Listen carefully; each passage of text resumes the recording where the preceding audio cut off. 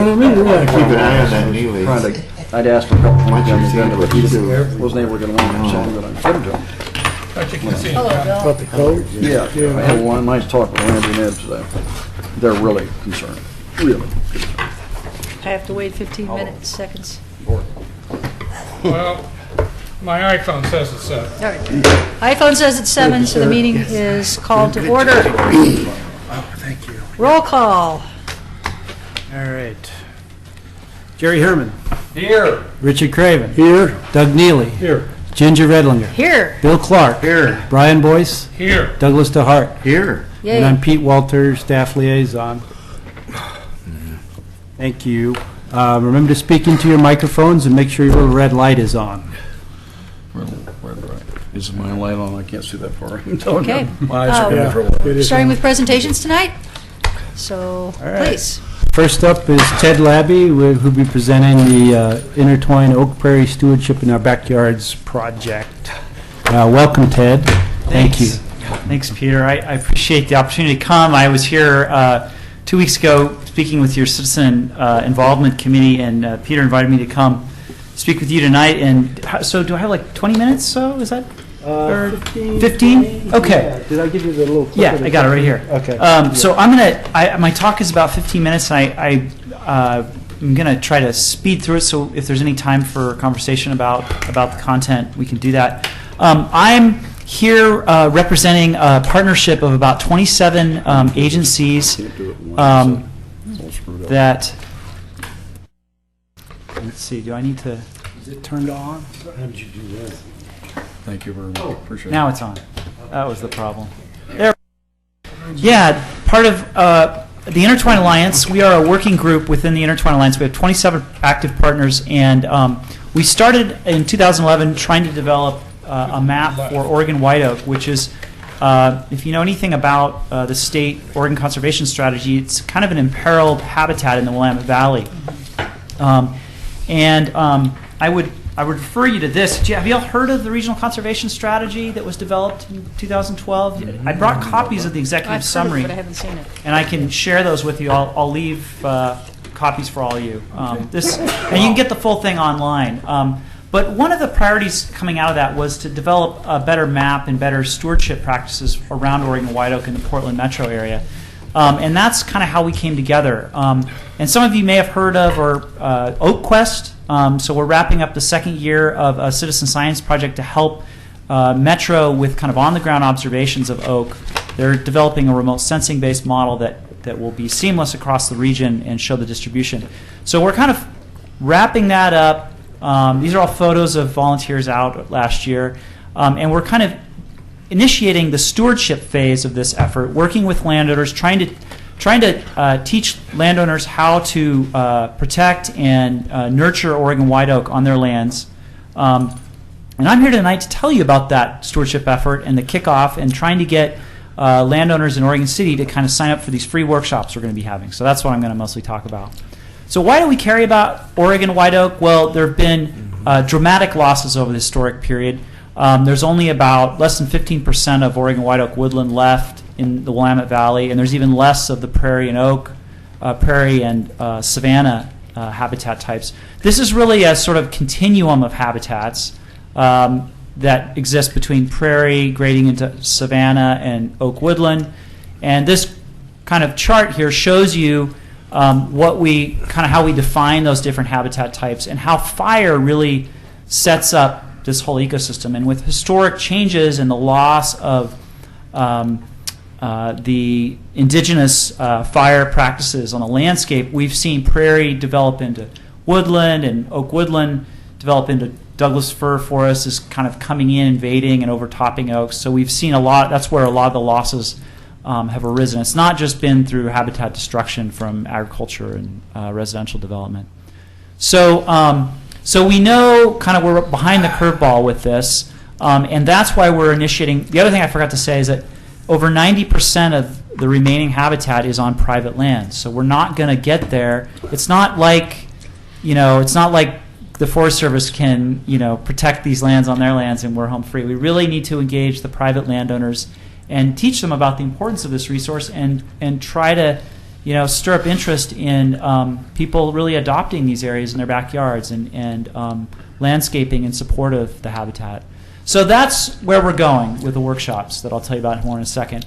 The biodiversity is really off the charts. There's more species of plants and wildlife associated with oak woodland than many other habitats in the state, and there's high numbers of endemic species that aren't found anywhere else. A lot of them are in danger, and there's a lot of very tight relationships. Like the butterfly on the bottom left is a Fender's blue. It feeds only on Kincaid's lupin, which is at the top left, and there's without that plant, it goes away. So there's all these sort of plant-animal interactions and dependencies, and I could go on about more of the things on the slide here if I had more time. The squirrel species? Oh, is western gray squirrel, Okay. not the eastern gray squirrel, which is invasive. Okay. That is our native. It's really arboreal. You'll see them in the forest, and they're jumping through the treetops. They're not down on the ground eating out of garbage cans. Are they the, Like the easterns. spotted hind end and kind of white front shoulders, or is that California rock squirrel? Oh, that would be the Regular. ground squirrels. Yeah, those are ground dwelling. Have burrows and whatnot. These are really up in the trees. Right. And they're- So are the other invasive? The burrowing ones are invasive? they are expanding their range, yeah, and invasive in certain places, yeah. Yeah. So the other part of this that's really important, we're doing this project with the PSU Indigenous Nation Studies, and I'm part of a team that's leading this. We're really trying to make people understand the cultural context for this. This whole habitat wouldn't exist were it not for indigenous land practices that created, some people even think it was created by the burning and the cultivation. So as part of the workshops, there's going to be a whole cultural learning component to that. And I'm working with Judy Bluehorse Skelton over at PSU and 3 young Native American women on that. And there's going to be some programming next spring around that, like lectures and nature walks for participants. So this is where we're going, this sort of active stewardship and engaging private landowners in their yards. And then we have another part to this I'm not going to talk about where we're working with land managers on public lands. This is the geographic area for the landowner workshops. Oregon City is one of the few communities that we're starting these in, and it stretches up to Milwaukee and over to Lake Oswego and West Lynn. We have a lot of folks signed up. Not a lot, but we have quite a few signed up in Milwaukee and Oak Grove, and we don't have many people yet in Oregon City. So I'm really hoping that through the work tonight and elsewhere, we can help get the word out. We really need some folks in Oregon City to help us promote this. We are trying to find groups of landowners clustered together and/or in proximity to oak natural areas, so we can get kind of a neighborhood scale ecological lift. If we get enough people implementing the practices, then we can start to, start bridging the divides of land ownership and showing how there's neighborhood scale benefits to this. This is the time frame. I'm just kind of flying through this, and I'm hoping we can get into the details with your questions. But we are actively outreaching right now, trying to get the word out. We want to have 45 landowners selected by January so that we can begin the workshops in February. The first workshop would happen in February, the second would happen in May, and the final workshop would happen in, I think, September, October 2016. They're going to be hands-on workshops. We start with one classroom setting introduction, but most of the workshops are going to happen in a backyard where people are actually learning how to prepare the site, learning how to put the plants in, how to maintain them, all of that. How small of a site would you consider? So we... 45 private landowners you're looking for? 45, yep, 45 in urban residential settings. We're not in the rural areas. We're looking in the urban areas. We're hoping that somebody would have a yard and they would have maybe a portion of the yard that they would want to in association with some oak trees or close to some oak trees in the neighborhood. You don't have to have oak in your yard to participate, but like 1,000 square feet, maybe 1,500 square feet. So we're not trying to do somebody's complete yard with this. We're hoping to kind of do these sort of installations that they'll be parts of the yard that are visible to the neighbors, that the neighbors get interested in it. And so we're kind of trying to train up like the first set of what we hope will be kind of the leading edge for the future work. This is a little bit of an overview of the workshop curricula and a timing I gave you, and the sorts of things we're going to cover in each workshop. Mark Wilson, who's not here tonight, is going to be the one leading the workshop. He's done these sorts of things before, working with West Multnomah Soil Water Conservation District, and he's going to be developing all the workshop materials. Everything we develop, that he develops, is going to be freely available at the end of the project, that we're going to share it on the web. So even if you don't take the workshops, you can still get access to it. And this is just a little snapshot of one of his planting templates that he's developed for a similar project. Kind of lays out portions of the yard where you have kind of some focused plantings and management, and he'll be developing something equivalent to this specifically for our workshops. I just wanted the map in the sort of, might be hard to see that it's a map, but there's a little map showing some dots in the bottom right there, and that's just to show you that we're actually using the citizen science data that we've collected over the last 2 years to really help drive the outreach. So we're going to the places where we know we have particularly strong patches, large patches of oak, and we're trying to pinpoint the outreach moving forward. So, for instance, in Milwaukee, you'll see that there's a lot of oak down close to the Lake Road area there, south, or close to the river, and that's an area that we're, hoping to do some targeted outreach to. Yeah. Do those clusters of oak have any relationship to the neighborhood associations? Those little black outlines are the community boundaries. So you can see Milwaukee, Southgate. I don't show any of the neighborhood associations on there. It would be a little too busy. But no, so those are actually just individual oak trees that we've mapped either in the field, and those are the ones in blue, or from aerial photos, and those are the ones that are purple. Yeah, I'm kind of curious if maybe that area represents a certain neighborhood association that you can get in contact with to determine whether or not they might be interested in your program. Yeah. I was going to hold off on this, but where I see them is in the Rivercrest, Filbert Run, Westing Farms, and South End neighborhood associations. Okay. That's great feedback. We can give those two. Yeah, that would be great because that info. Yeah. Yeah, we definitely want that kind of granularity in our outreach, and that's what we're driving at. That's why I'm here tonight, to get your recommendations on that. So these installations are 1,000 to 1,500 square feet, but is there any limit to the upper size of the property? Just that it would have to have an area that's compatible to do okay. Yeah, if someone wants to do more, that's great, but we don't want to disqualify somebody because maybe they have a small yard, right? We want to, we're trying to kind of, we're only biting off this region because we want to have these people who go through these workshops come together, form a community around this work, and we want to be able to show there's like a neighborhood scale effect, right? Rather than having them scattershot all over the region. So that's why we're really starting in North Clackamas. And is this including new installation of oak, or is this only? Yes, that could include new plantings of oak for sure.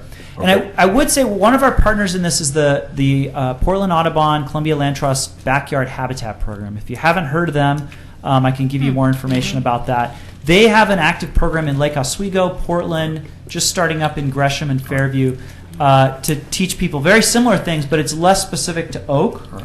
And their next sort of expansion area is into North Clackamas. So we're hoping these 45 landowners will train up and will sort of segue right into their program. And their program's based on the National Wildlife Federation Different. Backyard Wildlife Program. It's right? different, actually. Okay. Yeah, it's actually more structured, and there's more follow-up to it. And I can give you that link here at the end. I've got a link for it.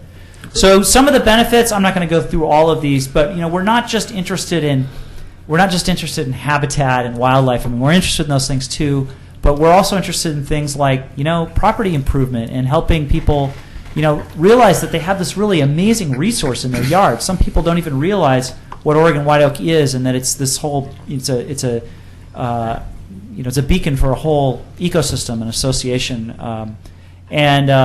The drought tolerance of these these trees and their associated plants is amazing. Like, watering is not required, right? They're adapted to the summer drought cycles we have. So one slide here for just general messaging. I wanted to realize that not everybody who's going to hear this is going to be able to take the workshop or maybe be interested in. If you could help us spread the word, if you could share it with your friends, your neighbors who maybe have oak or might have an interest in something like this. Practicing oak stewardship, just really simple things. Don't cut them down. Plant associated species. Lawns, irrigation, fertilizer can be detrimental. They can take some amount of irrigation, but really they don't need it, and they do better without it. And just being an ambassador, just talking it up with your neighbors about this project and about what they can do. This is kind of a little rundown of who our partners are on this, and I would highlight Clackamas Soil Water Conservation District. We wouldn't be doing this without those folks. They're funding this. They're great folks. They're active partners in this effort. And of course, Metro. I'm a private consultant. I'm not with Metro. People think I'm often with Metro, but I do a lot of work with Metro. But I'm helping Mark with the outreach phase and helping Judy with mentoring the interns who are helping with this project. So here are some additional resources, and the Backyard Habitat Program is the third one down there. Backyardhabitats.org is a great place to get information. We're working, like I said, really closely with them. They're sharing their information with their people, and we're sort of the advance guard, I would say, for their expansion into North Clackamas. So that's all I have, and would welcome conversation or questions if we have time about anything else. Do you include design services, or do you teach that? We are going to teach that, and we're going to teach it through 3 of the participating landowners will be doing, will be benefiting from getting free design work with Mark. And then the other 42 will actually see it get implemented. So Mark will be kind of giving that to 3, and then everybody, the other 42, will be helping do the installation.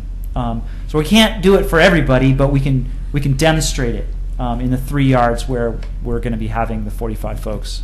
So it'll be 15, 15, and 15 in each 3 separate yards. So the participants will have time to really interact with Mark and get that kind of detail,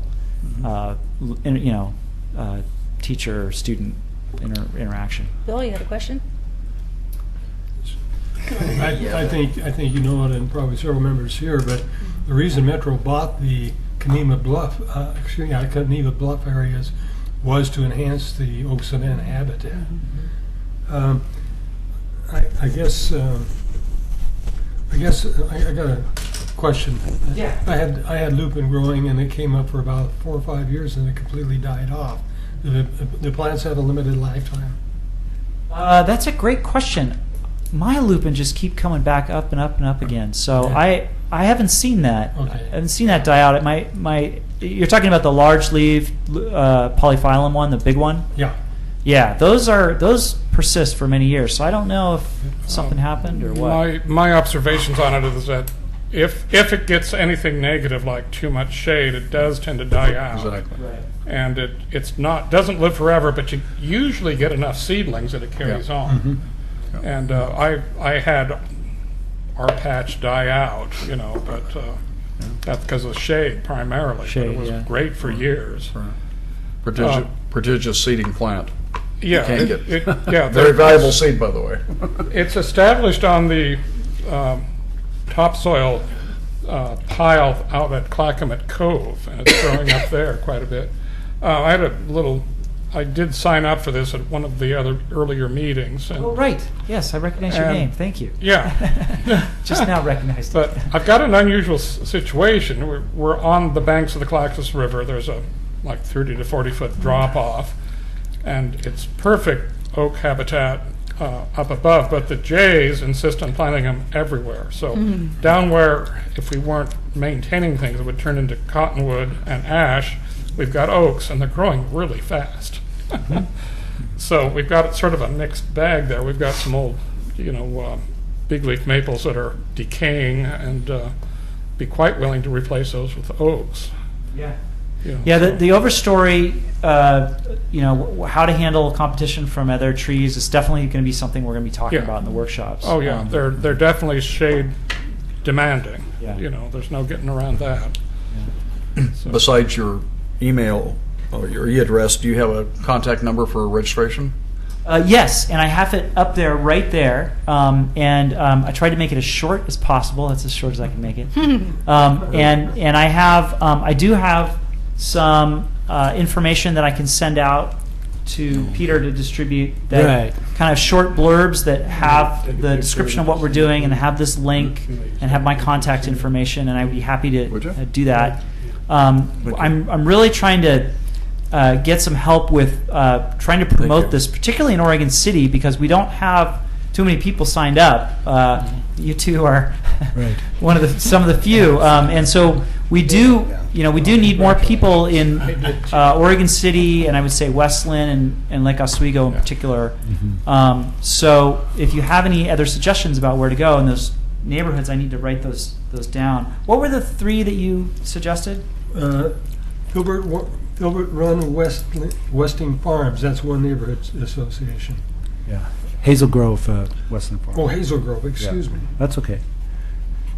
It's Rivercrest Hazel Grove, and not, South. Not Filbert Run, Hazel Grove. Rivercrest and then South End. Yeah. And I can get you the contacts for all Okay, those. just send it. Thank you. Okay. Thank you for doing that. And you do have an article that's going in the Trail News. So Thanks for your help with that.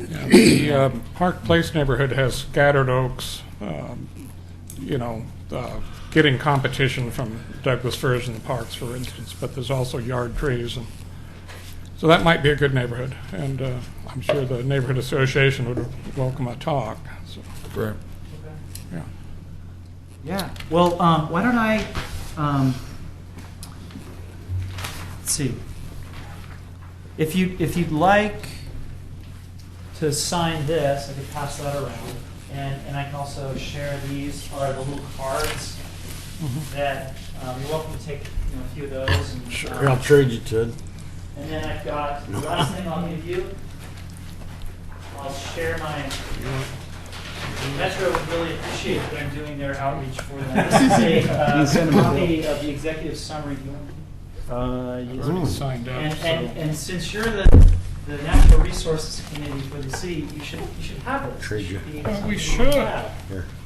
This is the abbreviated edition, isn't This it? is just the Oh, executive pretty. summary. Yes, Yes. Thank you. it's much. There's the full-length version. You can get the you. full-length version from Got the Metro full if you're thing so somewhere. It's inclined. huge. thank you. Yeah. I actually want to plant some oaks. I live in the southern valley. I live in the last road in Clackamas County. And my century maples are starting to decay. And I want to plant oaks in their place. So I need to do this because I want to do it well. Great. Thank you so much for the opportunity to come. Thank you. Thank you, Thank you. Ted. And Thank you. All right, our next speaker. Come on up. Start by giving you Ted, Sign that sheet. oh, Pass it got down. extra. Sorry. Thank you. Thank you. This is just a little information sheet which talks about what I'm showing you. That's yours too. Oh, yeah. Yes, sir. Oh, thank you.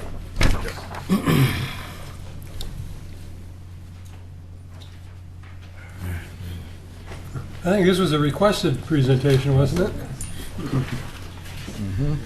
It was. Yes, this was, For about 2 years. hi, I'm Chris Dunlop. I'm the GIS coordinator here. And I guess it was about 6 months ago, Richard Craven gave me a call, and he was getting involved in the GIS course up at the college, and so was gung-ho to start using some of our GIS data. So through conversations with him, he was suggesting I come and just give an overview of some of the tools we have that you could start using on our city website. So what I'm going to show you are a few of the tools. Some of them you might have seen. I don't know kind of what your involvement is with the website and with the mapping. but this will just give you a real quick overview of some of the tools we have. So what we did, we were finding on our website that things were scattered everywhere. It was hard to find certain maps or know where to go. You know, did you go to the planning page? Did you go to natural resource page or something? So what we did was we moved everything into, we call it the map portal. And so to get there, you simply click on maps. And do you have it on your screen? Yeah. Okay. Yeah. So what this is this is, we wanted to make a real simple tool where everything was stored. And basically everything is controlled by these buttons here at the top. The City Home is just takes you back to the website. The GIS Home is just kind of an introductory page that doesn't really, it has a few little bits of information on it. But everything is really stored in this PDF Maps tab or this GIS Apps. And I'm just going to kind of walk you through some of the things that are available. So if you click on the PDF Maps, it takes you to a gallery of all the various maps that we have. And we get a lot of requests to provide this information. Now we can just kind of, as people learn about it, they can go there themselves. And so there's a whole series of maps that may be of interest to you. I was trying to think of some that might be of interest. 100-year floodplain, that's very common layer that people are interested in. Landslide and that wet or geologic hazard. Yes, that's another one. And what we have here is you'll see some of them have a folder, and that means there's multiple maps. And so we loaded all the Dogami maps that we had. So if you click on it, I'm sorry, the screen is a pretty small screen, so everything gets a bit squished. But it will give you information about the various maps that are there. And then you can click on the map, and it will go ahead and load it. And I probably picked the biggest map we have, so Well, still it's looks going pretty fast. Pretty fast. I wished I had that at home. Yeah. Sometimes it takes a bit longer. Good old. Yeah. So Dogami is a great resource for general geologic maps, but then also the landslide ones. And yeah, this one is, oh, there it is.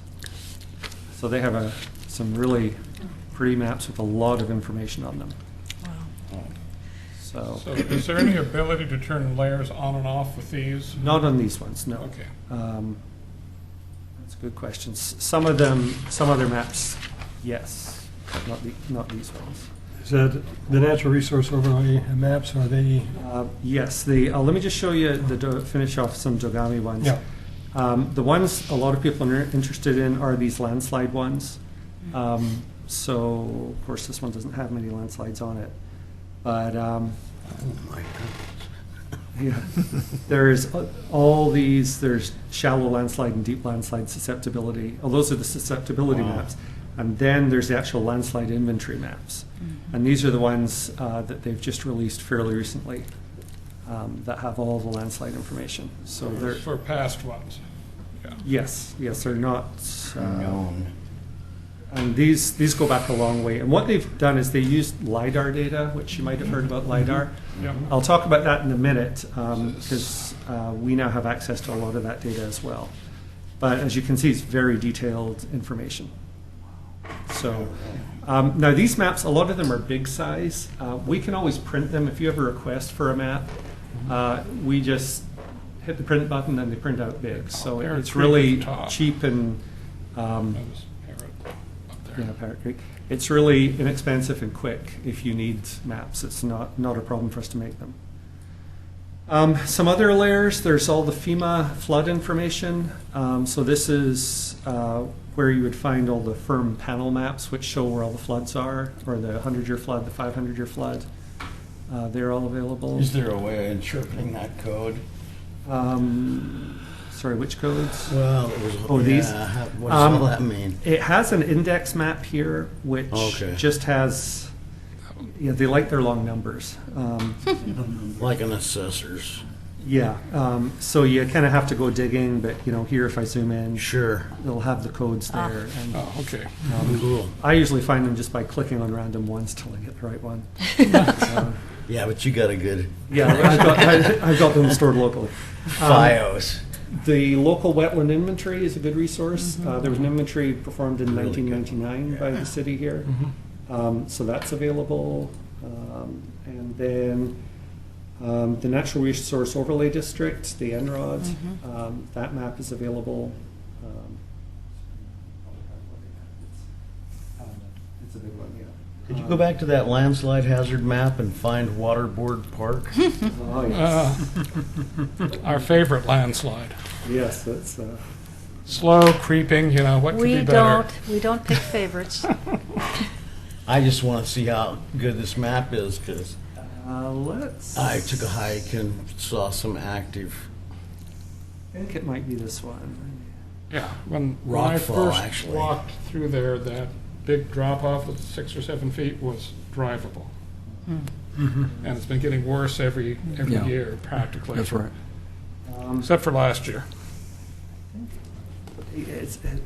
There's some steep, I'm going to say 20, 30, 40 foot escarpment where you can see fresh, large rock fall. It's true.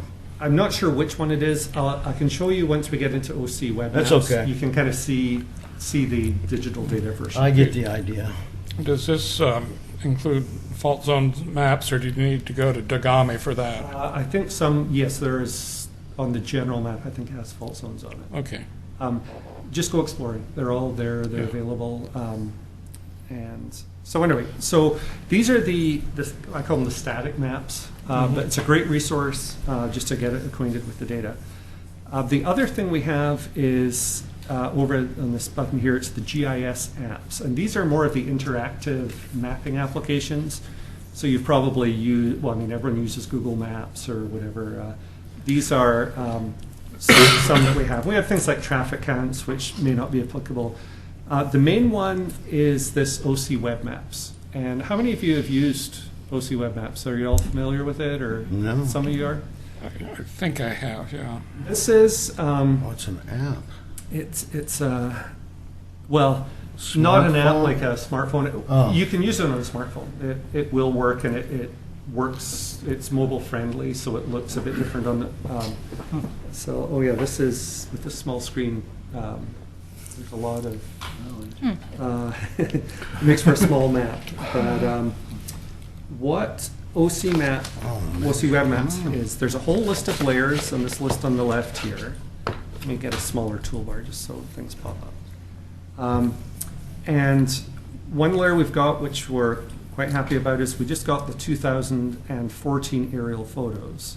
So these are a 3-inch resolution, so you'd get Boy. really Yeah.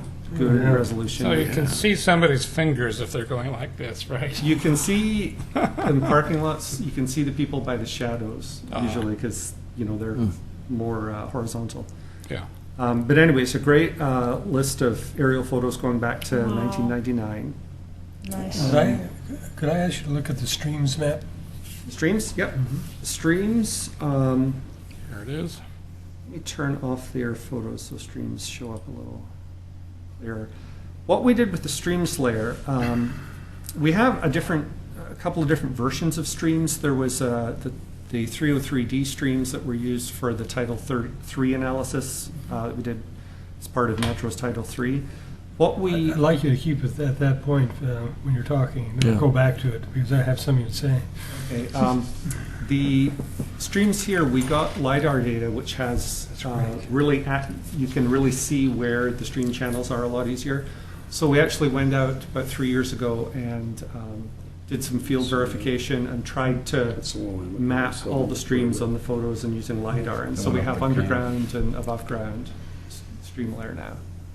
So, and it's a lot more accurate. The old one we found, it was actually going over ridges and things, it was old data. Now with the LiDAR data, we can get much more accurate. Just to show you, when I talk about this LiDAR, if I put a hillshade map on. Yeah. Yeah. They call that high school creep, but I don't think it's the true name of it.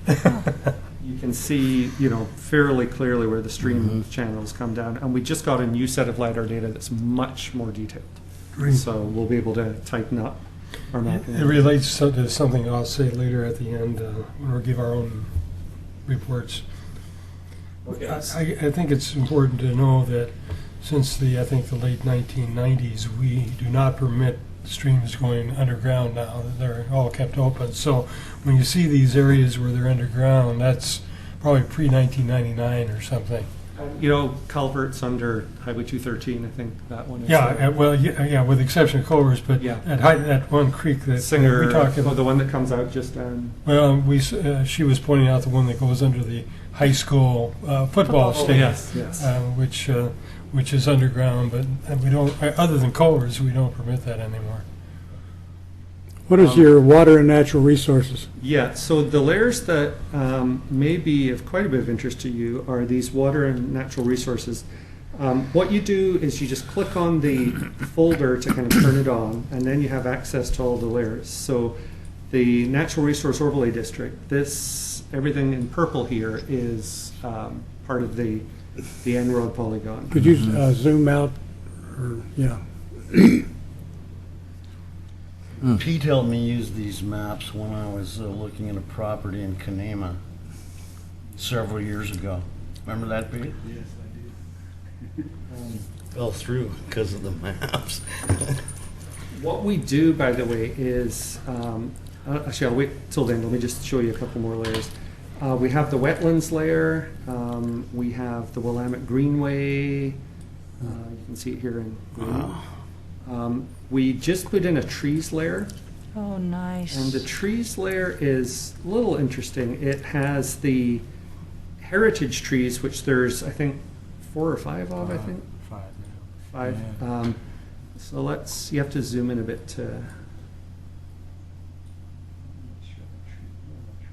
There's one on.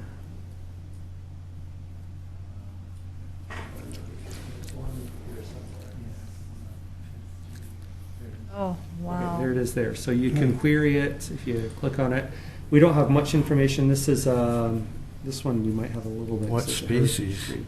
This one is a sugar maple. Oh, man. 100 years old, 75 feet high, 100 feet spread. Could I see my tree? Tom's. It's on 12th Street. Oh, you have a heritage tree? Yeah. I thought you cut it down. I requested it at 12th Street and between What's the cross? Jefferson and John Adams. Yeah. Oh, we don't have that. Oh, there it Oh, is. there There it it is. is. And that one is actually a Douglas fir, but I think all the other ones are not native, are they? Or have you had some? There wasn't there an oak? There's a couple of white oaks. Good. And, Oh, You know, I think I know an ash that might make it that hasn't been mapped yet. I'm gonna go check it out. Could I say something to Chris since he's standing here? Chris? Ted. Well, no, Ted. I don't mean Chris. You're Ted. If you talk to individual property owners, they can have their trees designated as heritage trees, which protects them on the title of the property when they transfer it. Yeah. Yeah, that would be a great suggestion for, we could do that as part of the workshop, is Mhm. explain the process for doing that for where they are. I'll make a note of that, that's good. Anyway, a few other layers we have here. What are the other tree symbols here in the Those are the brown ones are street trees. So all the trees along in the right of way we have mapped. Park trees. Once you start getting into dense tree canopies, some of them are mapped accurately. Other ones were just kind of filled in. So what's that? Legacy Oh, I trees see. are trees that have been planted. using big tree funding money from the city manager's office. Okay, yeah. And I don't know too many of those. And then the Heritage Grove, that's the Waterboard Park area, is tagged as that. Is Aperson Street on your map someplace? It's off Holcomb. Yeah. What do you have up there? There At it the other is. end, the other, Oh, the north end. North? yeah, like a giant sequoia. There's a giant sequoia there. Well, You have to zoom in a little bit till the trees come on. Do you know, is it further north? Well, right of way, or is it on private property? I think it's on private property. It must be, yeah. So it would have to be actually nominated in order to make it as a heritage tree. It's huge, Yeah. yeah. There's a couple in Kenema too, they're pretty big. Yeah, I know the tree you mean. It is huge. Yeah, yeah. We have the historic vegetation cover, which I think might have showed up in Ted's presentation on one slide. I don't know if it was the same. Metro developed a layer, vegetation as of 1851, as best as they could determine. The LiDAR, we got a new LiDAR data. I'm just actually loading it right now. And what it does is it fires down laser pulses from a plane, and then the reflection that comes back, it is able to figure out how long it takes, therefore how far it is. And so there's 2.6 billion points they fired down on Oregon City, so it's an incredibly dense data set. What it lets you do is it lets you figure out a tree canopy that's separate from the ground. So some points make it to the ground, other points make it to the trees. And from that, you can do some really neat things like derive tree height. And one of the layers that Metro is actually just finishing work on that we're going to get is a new forest canopy layer that splits out deciduous versus coniferous. So we're going to be able to do that. We're going to start to be able to populate tree height. I don't know if it's going to get accurate enough to talk about individual trees, but definitely, you can get some measure of canopy height.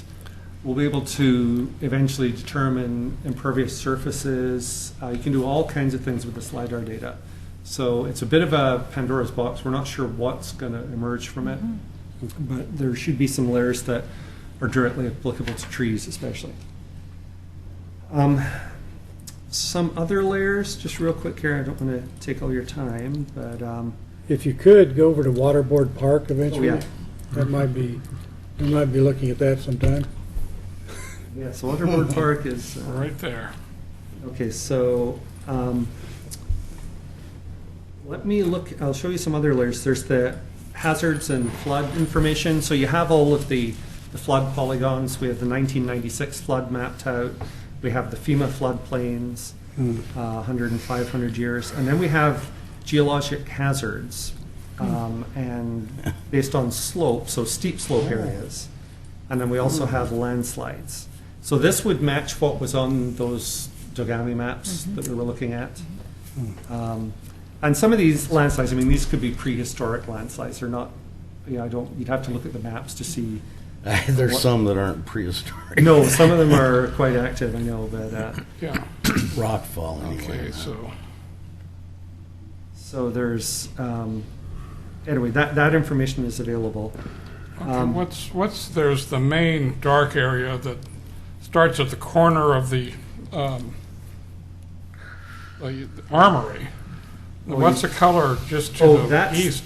The let me see here. So what that is a 200-foot regulatory buffer within which, if that shows up on your property, you are going to be triggered for geologic hazard review under the code.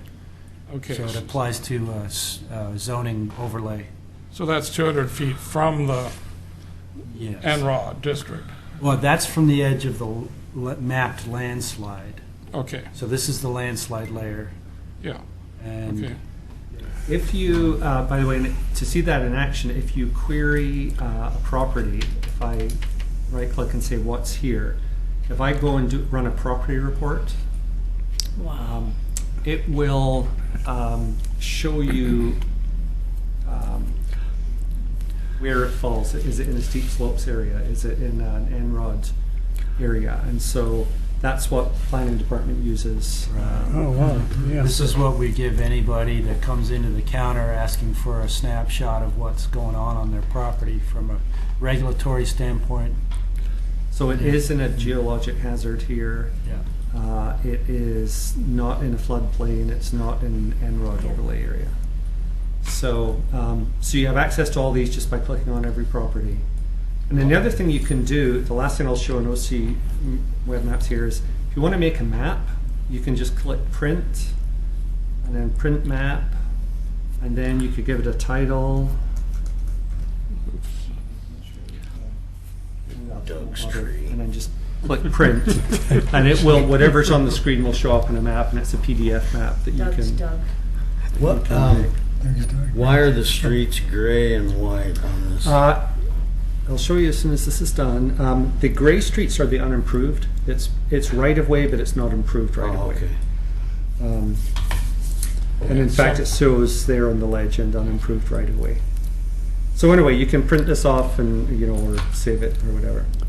Yeah, I just- What's the boundary of Waterboard Park? Do you want to know the actual boundary? Yeah. Let me turn off Everything else. turn off everything else so you can see it. So let's turn off the all the hazard information. It's what's in green there. Okay. Sorry, the screen is pretty small Yeah, but but it's those Nice. text slots there. So Pete, is that what's under discussion basically with the city council in terms of the actual boundary of the park at this point? I don't know all of the details on that. I think it has to do with what's listed in the charter. Yeah. So, yeah. I think any park also that's created by ordinance and too. that's Yeah. right. Yeah. I was going to show you one other thing real quickly here. It's outside of OC Maps. But this is just, I think, a pretty interesting tool to just browse through. We have aerial photos. I showed you they go back to 1999. We also actually just loaded the Army Corps of Engineer photos. And these aren't georeferenced. They're not orthorectified. They've not got rid of all the distortions due to elevation, camera tilt, things like that. But what we were able to do is kind of work them into place, so they're pretty accurate. And this little application here called Comparing Aerial Photos, on the left-hand side, you can pick any year of photo, and then same with the right-hand side. Let me zoom in a bit. Let's go to Waterboard area. And what you can do is, like if I look at everyone wants to see the 1996 flood photos. So you can drag this back and forth, and oh, it's very nifty. it's pretty interesting to see where everything flooded. It's Good grief. That is Wow. cool. you can see where the mill flooded. And they go all the way back to 1929. So it's a really neat Black and whites. resource. And obviously the quality, the resolution isn't as high, but it is interesting to see what buildings have developed through the years and trying to figure out things. Fantastic. So this is a kind of a really cool browsing tool. We've used it quite often. We get questions, well, when was this built, or what was this like in 1971? Well, we might be able to figure it out from these photos. Pretty dry when that black and white on the left was taken. Regarding the 1852 map of Oregon City area, have you digitized that, or has it been digitized for comparison? Oh, Just out of curiosity. that map was generated by Metro, and to be honest, I don't know too much about it. It has a data dictionary with it. Okay, so this here. I can tell you more about it. You can. Sure. It was actually Ed Alberson, who's an ecologist, and John Christie, the two folks and they're not associated with, John Christie works for PSU, State, and Ed Alberson used to work for the Nation Conservancy, and it's based upon the General Land Office survey records from when they were first doing the plat surveys in the state of Oregon. And so they walked the section lines and the internal boundaries as well, and they mapped the vegetation that they encountered. And so it's very coarse. It's not. Ted, do you want to come up and talk to the mic? Yeah. So thanks. Sorry. It's not. You'll notice those polygons are pretty large, and they're not. Very there's not a lot of crenulations to the edges of them, so they're fairly coarse scale. So they work better at the scale of like 100,000 or 500,000 kind of thing. So, and the habitat types are it looks like have been generalized here. He's got about 100 or so like really specific habitat types. And if you look on the Institute for Oregon Biodiversity Information Center, the ORBIC they call themselves, at Portland State, you can actually download the reports about how they developed it and see some of the maps that they've generated and get more, more categories there for those. Those are vegetation maps, though? Historic vegetation, yeah. How about the buildings in 1852? Can you bring that up? Well, it's on the survey map. That's why I'm wondering if somebody's maybe. I'm not aware of any. They don't have any aerial photos back then that we can use. Well, you got the survey map, that shows all the buildings and so forth. There may be Sanborn fire insurance Yeah. maps, perhaps, that go back far. I don't know of anything that's digitized.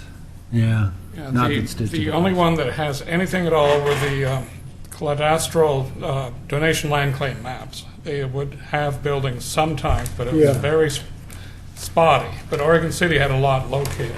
Yeah, that's the one I'm referring to. That's the 1852 map. Yeah, that is digitized and available from the BLM. Digitized? Yeah, Okay. I've got it on my computer. Why don't you send it to me? Okay. Yeah, that might be interesting for us to It get has a lot of the original donation land claim boundaries and who had they showed fields that were plowed because they were so different. When you say digitized, you're not. Are you talking about a GIS layer, shapefile? No, it's Just a PDF. I believe it's Scan. PDF. Okay, It's yeah. a scan. We can take that and, register it with the map and then transfer the information. Yeah, and in the case of Oregon City, a lot of the streets were shown, so you'd have something to go by. They're not super accurate, though. Can I ask you one more favor? Sure. Could you go back to that lot that I mentioned that had the tree on it? Is this yours? Yeah, 12th and between Jefferson and John Adams, and put on the map that shows the faults. I See the fault, I don't think we have faults loaded. Oh, You mean that one going through your living room? through my backyard, the Bolton fault. That's the Bolton It fault. would, no, Yep. we'd need to go into the actual, Yeah. Tagami maps, and Okay. I'm not sure which one is Yeah, which. It that's might okay. take a few minutes. I was just wondering if I went under the tree or not. There's a fault right through Park Place School. Sure. That's an interesting phenomenon. Anyway, I just wanted to give you just a brief overview and kind of just browse through Very things, good. give you an idea. We are available if you have questions. We get questions from the public. Obviously, you guys work with the city closely, and so we can provide hard copy maps or do some GIS work for you. So I know Richard has expressed interest in getting some other data sets, getting to play with the LiDAR data. So we're here if you want anything. Where is Appreciate here? Where is here? Which office are you? I'm just out the door here. Oh, okay. Just in the cube right there. Okay. So, and there's contact information at the bottom of the sheet. That's just a real brief handout that basically walks you through what we just went through. So. Excellent.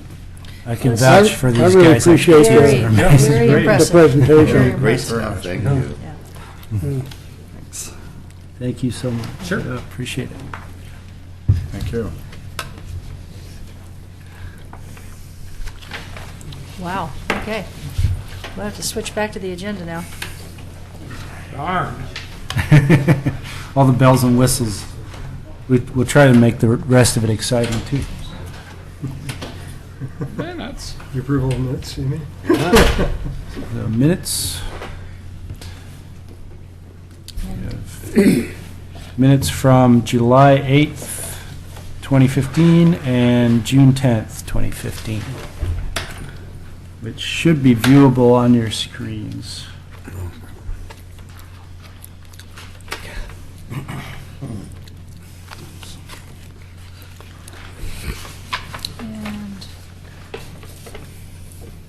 think some of these screens have been switched out, so you have to use the mouse in order to Oh. point. Most of them. Yeah. July of last That year. explains it.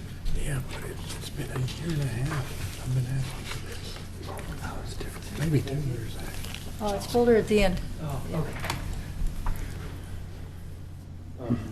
What are you looking at? This one? Oh, it moved back. It moved back. Thanks, Ted. Sorry.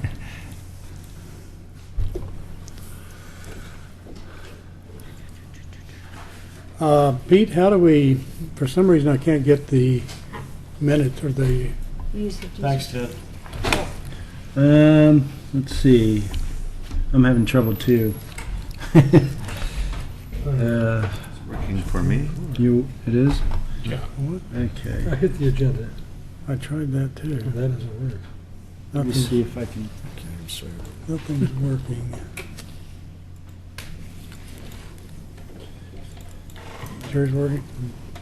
Yeah, what doesn't, nothing happens. I need a magic touch. Oh, There it goes, I guess. it makes a difference, doesn't it? Okay, documents. View. There you go. Yeah, Alright. sorry, thank you. No problem. Brain dead. Well, no, it's, Yeah. they had some screen problems, so they switched them out. Okay. So we're using the mouse, I guess. I can't even see right now. You Don't worry can't about it. My eyes are flooded. No big deal. Okay. All right. One of those days, you know. I trust that they're great.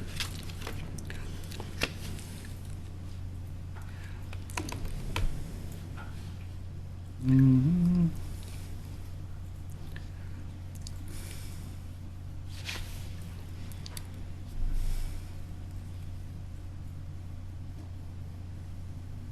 I'll entertain a motion to approve the minutes. We can do them together, I believe. So moved. Second? Okay, it's been moved and seconded. Is there any discussion on the minutes? Yeah, just one, I want to compliment Pete for getting these requests we had for presentations going as fast as you are. That's Oh. very good. I Well, just thank noticed you. that there was the last set of minutes, in which Richard Craven requested Chris Dunlop to come, and so thank you very much. Yeah. He was pointing out that he made such requests 2 years ago, but this is a Yes, different natural resource. that's today. true, that's right, Oh, Yeah. thank you. yeah. I Okay. might mention the reason I was requesting that is because I think Chris and the city have a really good capability that we might call on from time to time. For example, looking at Waterboard Park, looking at vegetation in Waterboard Park, just bam, you can see it, see what we're looking at. So I hope that, he'll continue to be available whenever we need that capability. So one clarifying point. Is he in John Lewis's office or? Well, Chris works here, and he kind of serves all the different departments that need mapping analysis. Okay. He's under Community Development Department, even though we're in different locations. So, Okay. yeah. So how do you find him in this building? That's my question. Oh, you would Just go to come in the- here and And ask for what? Ask pardon? for- Ask for Chris Dunlop, or Okay. yeah, Okay. GIS, yeah. The wizard. He has Katie England is the other GIS technician that works with Chris. Okay. Yeah. Okay, all those in favor of approving both sets of minutes, say aye. Aye. Opposed? Okay, passed. Thank you. So, next item up is agenda analysis, wherein, with the consensus of the group, you can change the agenda or add items. Pete, I left a message for you on Friday, but that's all right. You already have the agenda printed. I wanted to, Ryan and I were looking at Clackamas Cove from the standpoint of Ed Darrow's presentation 2 months ago. I'd like to talk about a couple things, and then I want to give the group an update on this water quality thing tonight a little bit. I had a talk with Ed today at some point in the agenda. Those two things. So the Clackamas Cove. Clackamas Cove, they're both Cove things. We can put that under old business, an additional That'd be discussion fine. item under old business? Okay.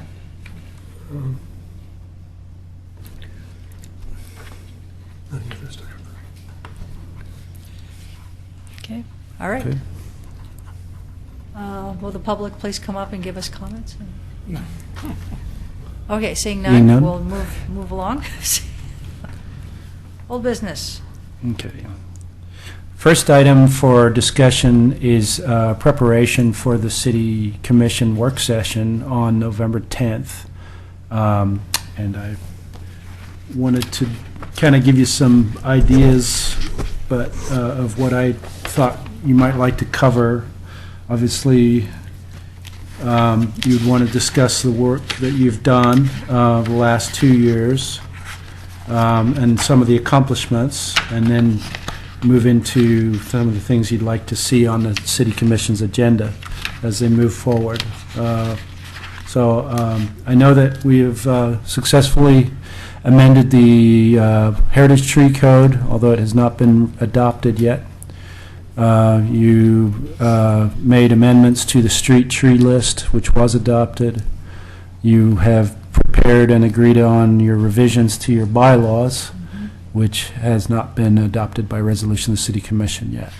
And there is also your work plan, which you update as the year moves forward. Which we will provide all of these items as, information and exhibits to the City Commission on November 10th. That night is a pretty full agenda with 2 other work session items potentially going to be on the agenda, including the Willamette Falls Legacy Project update and also the Beaver Creek Road concept plan. So, And which date is it? Is it the next one? on November 10th, yeah. Help me there. What are we expecting? I mean, is this a discussion or feedback on actions that haven't happened, or is this actually an action item? That I don't know. The format of what you want to discuss with them, I think, is fairly open. It's kind of a big deal, though, isn't it? Yeah, I mean, it is. is this for the purpose of adopting our bylaw recommendations, or is this for the purpose of discussing what's on the table? Yeah, it's not a decision-making.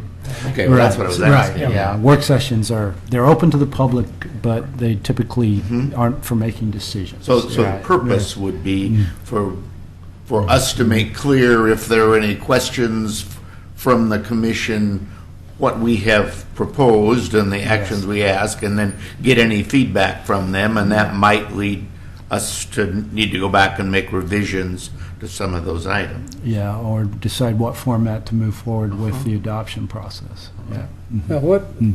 Now, refresh my memory a little bit. Mm-hmm. It seems like we were supposed to have had a work session a month ago, or 2 or 3 months ago, or sometime. Or 6 months ago. Or it could have been, several. yeah. And at that point, there were some discussion items, I believe. Mm-hmm. And so who has those discussion items, and are those the things that are going to be discussed on November 10th? I would assume so. I don't have the record in front of me of what you all wanted to discuss at this work session, but I do have all of the previous discussion items that you wanted to put on the agenda for the work session when it came up. So Seems like Yeah. one issue that we've been struggling with is if we make a recommendation, where does it go? Does the recommendation flow on to the city council, who we're supposed to Right. report to? yeah, Or does it flow some other way? and the timeliness of that communication Yeah. and who it goes to and how quickly they need to act on it. I think that's Right. was your concern. Yeah. Well, my understanding this, I mean, we're preparing for a 10-minute discussion at a. Oh no, that's work session? that's our. Well, that's us here. How long will this item Mhm. have on the, I mean, what I'm trying to get at is there just how much of an in-depth discussion could there be? Well, I tried to get an indication of that from Tony Conkle today, and it could potentially be a long discussion. It's pretty open-ended. I don't know at this point, 20 to 30 minutes maybe with the other 2 items on the agenda.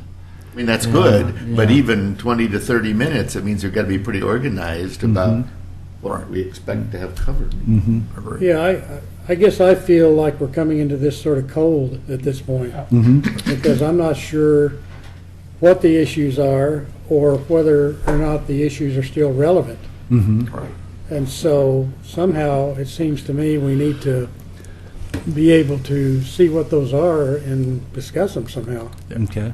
among us. Is it possible to have a devoted session of ourselves before we go into the work session? I think that's what's coming up. That's exactly, what's needed, I think. If you'd like, we can do that. Yeah. Yeah. Do it outside of your regular business. Because I'm sure Ginger here is Yeah. going to make the basic presentation, although we can Yeah. all make comments, and it'd be Yeah. good to make Or sure would, that. would it be possible to put this off until December or January? I mean, No. I'd rather do it right. Do we want to? I mean, it's been put off so many times No. already. No, Yeah. we're gonna Yeah. roll. It's another Losing special hope. meeting for us, though, to get our act together. I remember one of Yeah, the I mean, items we talked about was I can having provide cross-board public notice of representation. that. And, Yeah. I mean, there were some specific Yeah. things that we Yeah, have set forth to have conversations with them about. I remember what those are. I'll just pull up the documents. Okay. Again, yeah. Yeah, I And then we'll can, review them to make sure that we're still there. Yeah. yeah, we can find a space and a Yeah. time for you to do that, and then provide adequate public notice of it, so that, it's, Right. one of those things, and Yeah. it's a special session. So you're looking Yeah. in the next couple of weeks? Yeah, it looks 3 like, weeks or from now is something, or- November 10th. Yep. And will that be our regular meeting then? No, because your regular meeting is the second Wednesday of every month, so this Which has is to the be. 11th. Right, so you need to meet before then. And you'll provide any public meeting is a gathering of 2 or more advisory members, so we need to provide public notice. I'll just let you- November, the next day is a holiday. Yep. Right. Veterans Day. So let's try to be, I'll let you know that Expeditious. I will be out of town until a week from Thursday. I'll be out of town on Thursday. We get back in the evening, but that's when the PrAC has its meeting.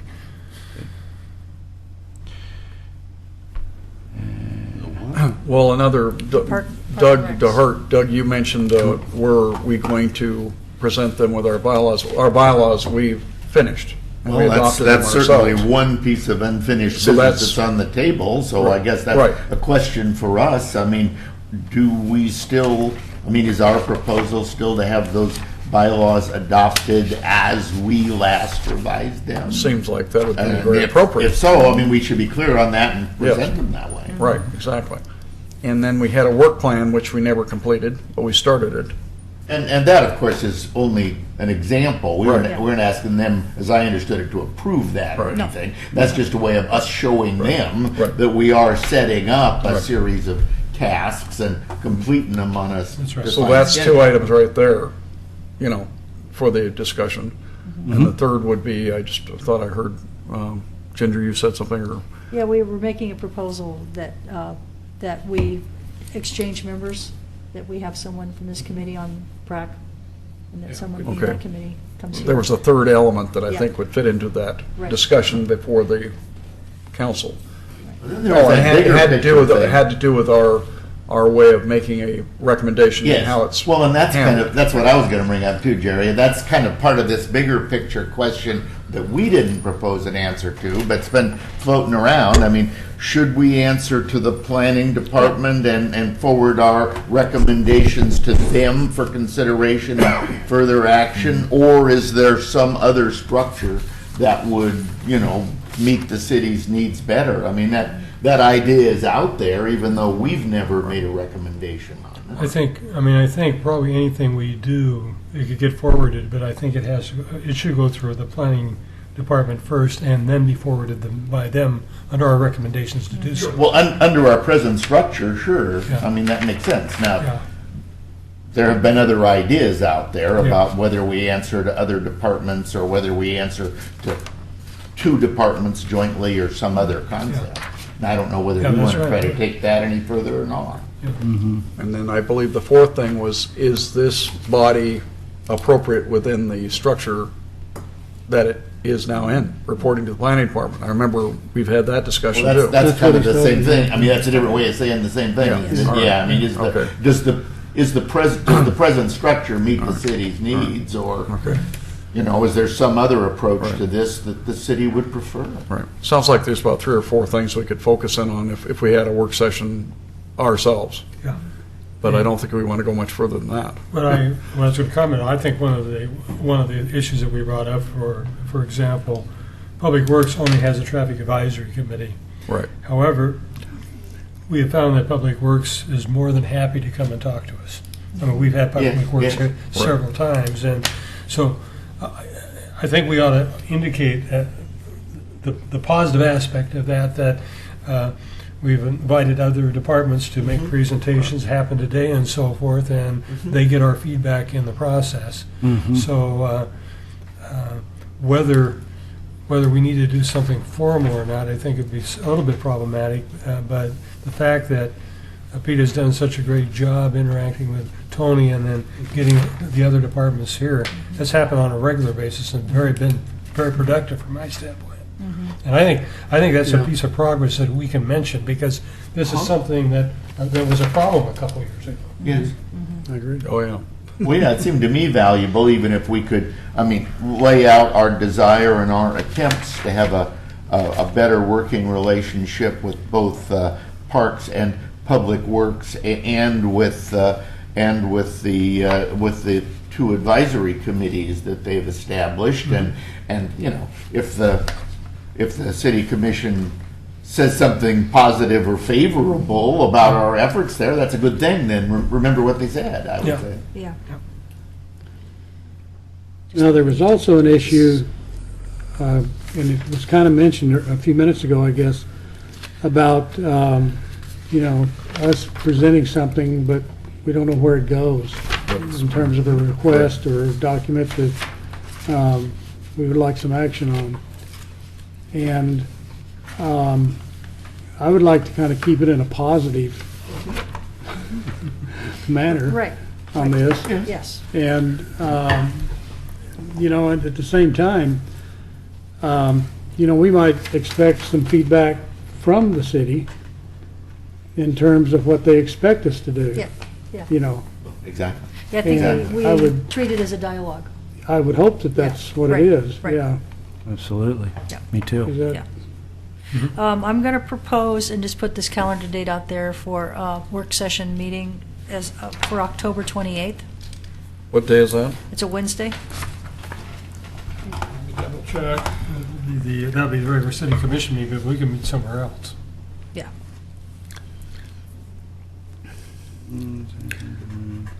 28th? No, it Yeah. won't be, never mind, that is not a Yeah. city commission meeting. It won't be. No, it won't be. So if we can meet here. If we can't meet here on that date, we'll find a spot. Yeah, I'll Yeah. be, The 20th? The 28th, 28th. yeah. yeah, I'll be unable to attend. I'll be out of town at that time too, but I'm out of town for most of this period, so I doubt you'll be able to find. Find you me anyway, for- okay, all right. for me. Can you call in? Or will you, No. It would or be not for the difficult meeting, but just to me. check in to see if we have questions for you or something? I'll be chairing a neighborhood association meeting, so. Okay, I'll all be- right. Oh, I'll is that You'll a be meeting busy. you and I are supposed to be at? Yep, Oh, okay, but I can't do it either. Which neighborhood? Two Rivers. We're getting a presentation on the Cove, which should be coming here too, That's the Two What time Rivers is that meeting. again, Brian? 7? What alternate dates are there then? I'm looking. Mm-hmm. Next week's out because I'm in Fourth. LA. That's a city commission meeting, I think. The week after that, Thursday, the 29th. The next day. Mm-hmm. That's Prac.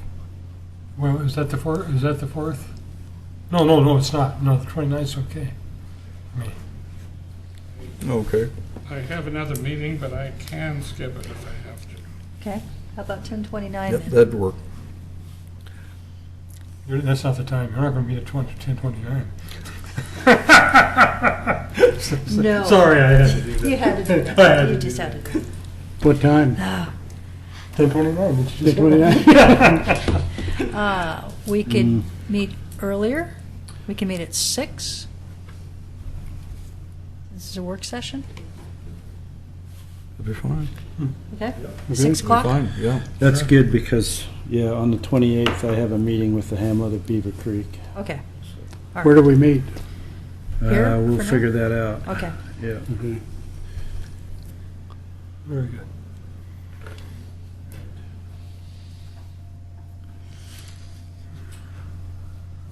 Okay.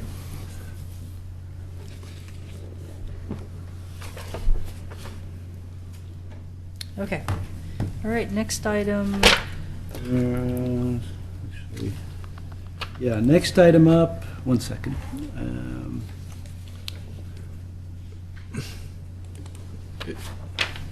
Isn't it those two things we just talked about earlier? We stuck them under old business.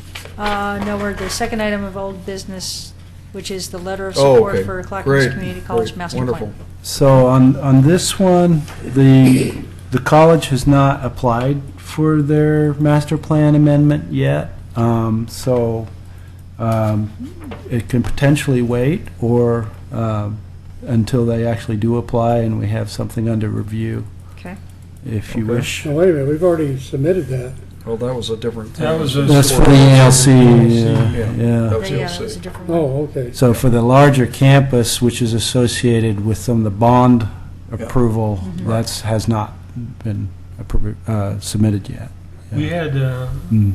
the original letter for the support had a lot of suggestions. Right. Mhm. And is that what we're thinking about, is submitting that as a letter on their master? That's already gone to them, hasn't it? Has the second letter gone to them? No. Not yet, no. Oh. And Second letter has not gone to them. Okay. Yes, and this would actually technically be a third letter, because we were This, thinking yeah. about a follow-up letter Right.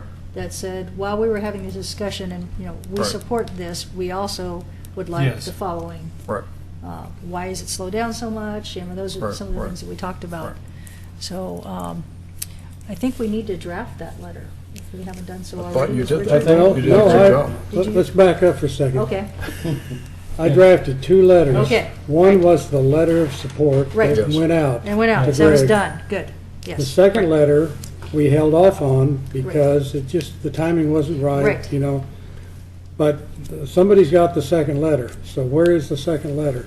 I haven't seen the second I letter. don't- You've got a copy of it, Pete. I do? Yes, you do. Everybody has a All right. copy. Yeah, I do too. I get hundreds of all in the emails a system. day. Yeah, I don't- I suggest that be Okay. resent. I started looking for it Yeah, I myself, don't and I know there understand. was one, and I couldn't spot it. Okay. I don't know where. Saved it. Okay. I'll keep it and send it back around so that we've got it in circulation. And And I think the nature of that letter is one that we need to actually, well, we approved of the other one, but we all kind of did a telephone or whatever it is agreement Yeah. to send it out. okay. This one, we'll need to take a look at it and Right. approve it at a meeting. Right, Yeah, Is it, yeah. I mean, is there really a second and third letter? I'm a little confused. Or, Yes. as I understood, some of these things that were in this, some of the issues raised in this second letter weren't quite timely yet because they were beyond the scope of the action that we were looking at. They're part of this broader master plan No. No, that wasn't. application? This had to do with the ELC development, and some of the things that were in the letters, I recall, were applicable to the other part But of the some campus. weren't, too. weren't Yeah, they? I mean, yeah, that's how I but- remember it. But I think we didn't want the letter of So, support. so to have- you're saying separate them? Yes. Separate the Yes. things into a so-called letter number 2 that are in the original That's action, right. and then letter 3 would be with this this thing, new yeah, master Related to right. their, plan. Right. to their bond building program. Yeah. All their campuses, not Okay, I've necessarily got it. just the college. Yeah. Okay. Yeah. All right. But I did see that letter, Rick, but I couldn't, I was Yeah, actually somewhere. looking for it this evening, and I couldn't find where I stored it. Okay. I guess I could look under your name and go back all the emails you Possibly, sent yeah. out.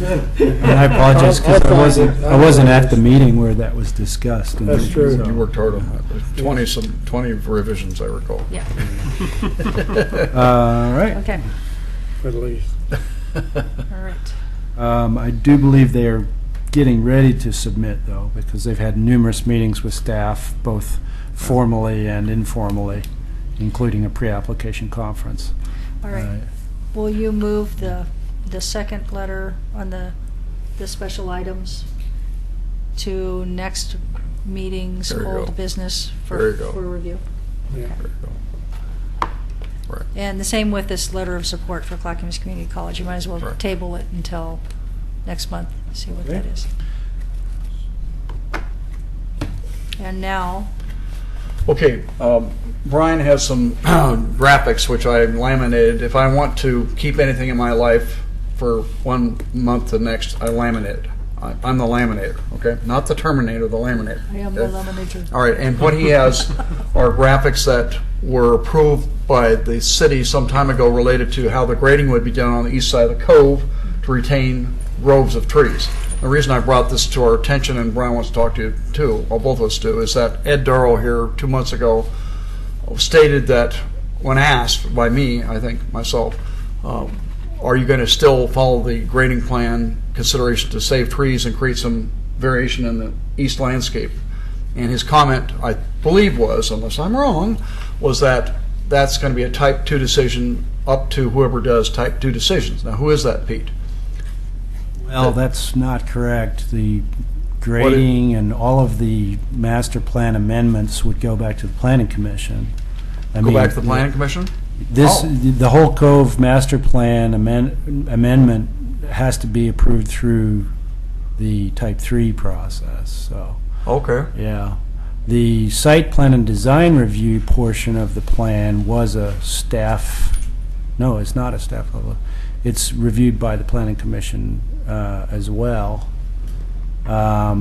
So, and that was only recently deemed complete, I think 2 days ago by Laura Turway, so. All right, so it hasn't Yeah. gone to the planning commission yet? No. All right. The hearing has been set, and actually Huh. can provide some more details on that in a little All right. bit, yeah. Okay, the Yeah. reason I'm bringing this up is that Brian spent a lot of time getting Elizabeth Ruther from ODF&W to meet with Randy and Ed to try to soften the impacts of the development. And we all met down there, myself including Richard and others, to try to solve how we could, have a development that didn't have to remove so many trees and keep some character there. And ultimately, David Frazier spent $30,000 of city money to come up with a strategy that would make Commissioner Nocita and others happy. All right, and so what I wanted Ryan to do is show you this, because this committee doesn't even know about this. Those pieces are all right by you there. Those big oversized graphics? They're right there. So the That's not what this is. November I 23rd, gave to they'll be- you to bring in. on November, Good, and I didn't know you wanted me to present them. I put 'em- Well, you said you, Well, let's just talk about FYI, that. there'll be a work session on November 23rd and a public hearing on December I don't 14th. know how- Oh, okay. You guys see that? was that Well, the? let me, Madam Chairman, let me ask a question. Yes. You told me. Go ahead, Richard. Maybe you could clarify this for me, Pete. I think I got a planning document for, requests for comments. Yeah. Is this the project we're talking about, or is it a different project? Cove? The Cove. Yes, That's the project. yeah. So we all got that? It was, if Laura sent it via email, land use transmittal, request for public comment. Gonna check. It should have been on the 13th, which was Yeah, I think that's yesterday. about, yeah. And yeah, you should have been emailed that. Yeah, I guess I was confused. It was called The Cove? Yeah. Is that what it's called? Grand Cove, I Grand think is Cove, the yeah. working title. Grand Cove? Well, Okay. that's the LLC. Oh. Grand Cove LLC is the name of the applicant now, so it's, they've changed their name. Okay, we Well- can see that on here. Anyway, the graphics that Brian Push it has over. are the ones that were given to us by the Cove developers, and I'm not complaining, except if there's still an opportunity to see some sensitive retention of habitat on the east side, it would be nice to do that, especially since the city spent $30,000 trying to come up with an alternative plan. Well, excuse me for interrupting, but I'm Sure. just trying to get a handle on, and I think we all need to have a handle on exactly what we're talking about here. This is a new application, is that correct? Yeah, this is the application we've been waiting for many years. Okay, Okay. well, I didn't know that, okay. All right. So how has, Water retention. It was initially approved in 2009, I think, Right. by the previous planning commission, with I want to say maybe a 10-year concept plan window. And the so, recession came. pardon? Then the recession And then the recession came. Big time. And we did a bunch of public facilities planning as well, updates to legislative updates. Moisture retentive. So all of that happened, And a trail. and the typical land use approval period is only for 2 years. You know, your concept plan period will go for Yeah. 10 to 20 years, but your detailed plan only lasts for 2 years, so all of that stuff needed to be amended, including the natural resources overlay part of it, and the cut and fill parts of it. As you know, hydrologically, a lot of things have been going on as well. The drought and the gravel and everything else. Well, I think it would be don't helpful. know a great deal about this application because Laura Turway is the planner who's working on it, not me. I think it would be yeah. helpful if we knew how it changed. Yeah. We sort of Well, know what it was before, Right. so how has it changed? Did they present to you when, they did present to you, right? Yes. Completely Yeah. cut off. Yeah. And I think it would be, it'd be nice to look at that and have some information about what you've brought to us. But then I Right. think it would be in our best interest to go back and look at that application in detail and then Yeah. raise our questions and then bring them to the next meeting. That would be fine. As That a would be fine. business Well, item what- to get ready prior to the hearing. Right, but let me ask this, is the Grand Cove plan strictly related to the apartments or everything in the cove? No, it's related to everything. Let me show you the extent of the notice area, so. Okay. If you want to see, um, oh, you've got it. Still up the already. boundary of the project. Pete. Let's see that. He's going to show the. That looks like, could be it right there. Yeah. Okay. He's going to Yeah. control the computer. That is I was wondering. including the apartment site. So, which is down here. Well, I'm okay if we want to take it up at the next meeting, especially if we're supposed to be looking at the Grand Cove plan. I didn't know that was a new name. Yeah, we got time to do it November 5th. Yeah, that would be 13th is fine. Is the planning commission. But I guess the point was, I thought I was hearing a major change Oh. from trying to retain certain areas that the city spent a bunch of money on design work to try to come up with a compromise for citizens and members of this group, and I would hope that that doesn't go away. And I actually asked Ed about that today, because I had to talk to him about other issues which have to do with water quality. And he said, well, you know, we're still open to making the community happy. So I'm happy to put this off. But I'd like to, if those graphics could flow down, at least so They're- people could see them. They're in the process. Okay, wonderful. Yeah. Could we talk about the water quality thing for just a minute? Is that? Yeah, I think we should at least, All right, okay, the water quality thing is a lot more serious than people are aware, all right? I've never seen the cove covered from bank to bank with this very fine algae. Well, they're gonna, Huh? somebody's aware because you Right. can't swim in it now. Right, exactly. And the point being, and my comments to Ed and Randy both were, how are you going to market a facility that has this level of pollution? He said, I didn't realize it's this bad. And I said, it's bad. And the reason it's bad is not just low water, it's the cove cannot exchange anymore Right. to the tide. The tide cannot do anything. It's too high. The elevation of the cove has risen. Water's 5 feet higher than the cove. Water does not come through the dikes from the river into the cove through gravel strata anymore because they're at the same elevation. And if it's doing this now, and it started in June developing, and by July it was really becoming obvious, and now it's really obvious, I think there's a serious problem that needs to be dealt with. And there was a dredging permit. I worked hard on that. You went to the county commission, Doug, you and I and others, to ask the county to help. And you did the permitting work, remember that? That was in 2008. That permit was first granted.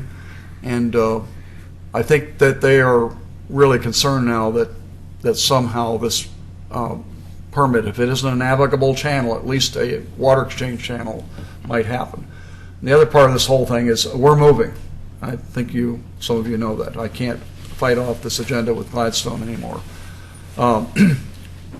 And it's cost me $12,000 to get 4 more months. So you figure that out. $4,000 or $3,000 a month is not good. So in front of our site has developed a apron of gravel that's flat as a pancake. That wasn't there before. Yeah.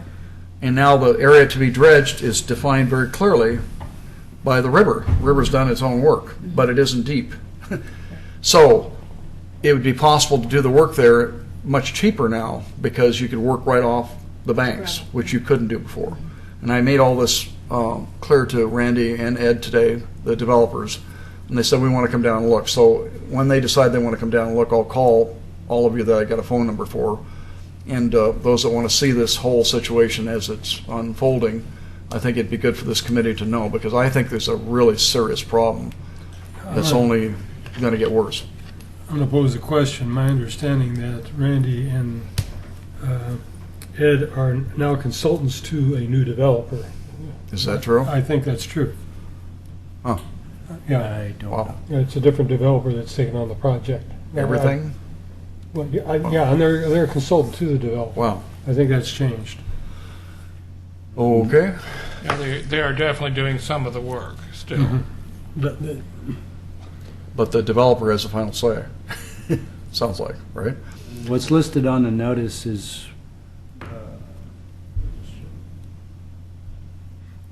I hope probably correct me. I think you're right. You're right. That's what.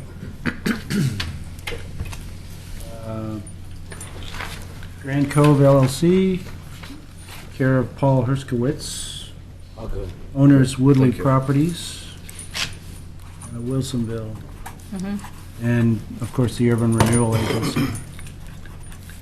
It also includes a portion of the Tri-City Sewer Plant, southern tax lot, which doesn't have anything on it, but a portion of the parking area for the commercial development is associated with Tri-City property.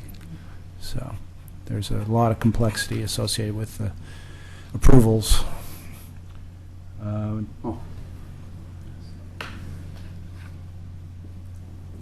And the Phase 1 approval for the 244 units is part of the review, according to this. Really interesting. I didn't know It all was of it. grading along the water. Yeah. But all of those application materials there's a couple of really thick binders, but we also have everything electronically as well. So at any time you want, you can come and review the hard copies at planning. And they're full-size sets. The Planning Commission requested full-size sets as well, so we have those. That's Well- at your office? Or- Yes, yeah. Well, because I'm not seeing very well today, and that's just what's going on right now, I'm going to send around the sign-up sheet and just put your name down. I'll give you a call when Randy and Ed can meet and on site, and I'll give everybody a tour. I could just walk away and forget about all this, but I'm not doing that because I spent a lot of time in that lower Clackamas area. Brian, myself, Richard, I mean, you, Doug, and I hate to see the Cove, not be successful because of terrible water quality issues. That's one issue. So, The thing is, the river's going to continue to do its thing. pardon? Yeah, The river's going to go. Oh, yes. Continue to do its thing. Right. yeah. And the Cove is going to do its thing, too, in response to what the river does. Right. Yeah. So, Well, in regard to that, I believe the city has contracted with an engineer to do certain tasks, I'm not sure what they are, regarding the boat dock. yes. Trying boat ramp. to, Boat yeah, ramp. excuse me, the boat ramp. So do you have any information on that, or? No, This I point? didn't know you wanted to hear information about that, Yeah, Richard. But possibly sorry. they're, looking at the upper area too. I really don't know. Okay. Brian Shaw, Commissioner Shaw, and myself, and Scott Archer, and your development director, Eric Underwood, we all met to look at if he's got money to do a study from the bridge down to the mouth of how you could put the ramp back in service. Is there a way to do that study in such a way that it builds upon the work that you did, Richard, previously, so that you have a holistic view from the mouth of Clackamas Cove down to the mouth of the river? And it was agreed that that would happen, but I haven't heard anything. So, the whole dynamic is changing very rapidly. So, anyway, Okay. thank you all. All right, so we'll move that to old business item for next month as well. Okay. All right, and then next item on the agenda, discussion of NRC member responsibilities for commenting on the National Resources Overlay District. Is that next, or is it? Yeah. Yes. Oh, there's- Or did I, oh, no, I Beaver skipped. I Creek. skipped the entire new business. Let's talk about the Beaver Creek Road concept plan, Pete. I'd Sorry, rather Pete. not, but. Okay, well, all right. No. All right. So I've got a presentation. I'll go through it pretty quickly. This is the Oops. presentation that I gave the Citizen Involvement Council on October 5th. I'm sorry, Pete. Thank you. Sorry. If more than two of us attend, do we have to do a notice that we're going to visit a site? Is that- Yeah, is that- well, not if it's No. just a site visit, No. no. Okay, No. thank you. I just wanted to be clear. You're All not right, thank you. deliberating about anything, you're No. just Okay. information gathering. All right. Or learning something. Swapping Yeah. lies and swatting lies. Okay. Right. So, no. Beaver Creek Road concept plan, here's a abbreviated history. The plan was developed in 2007, 2008. I believe Doug was involved in this, and maybe some of you. It was adopted by the City Commission in September 2008, and then appealed to LUBA by a resident of the hamlet of Beaver Creek, Elizabeth Grazer Lindsay. The plan was remanded back to the city and Metro by LUBA to resolve certain map discrepancies with respect to industrial land. The area that is within the city's UGB out there was primarily, the northern portion of it was expanded for industrial land and employment. And subsequently, the mapping for that differed when we adopted it than what Metro had originally envisioned. So Metro and the city worked on a revision to the Metro map to make those two maps align. Those revised Title IV maps were adopted by Metro in December 2010.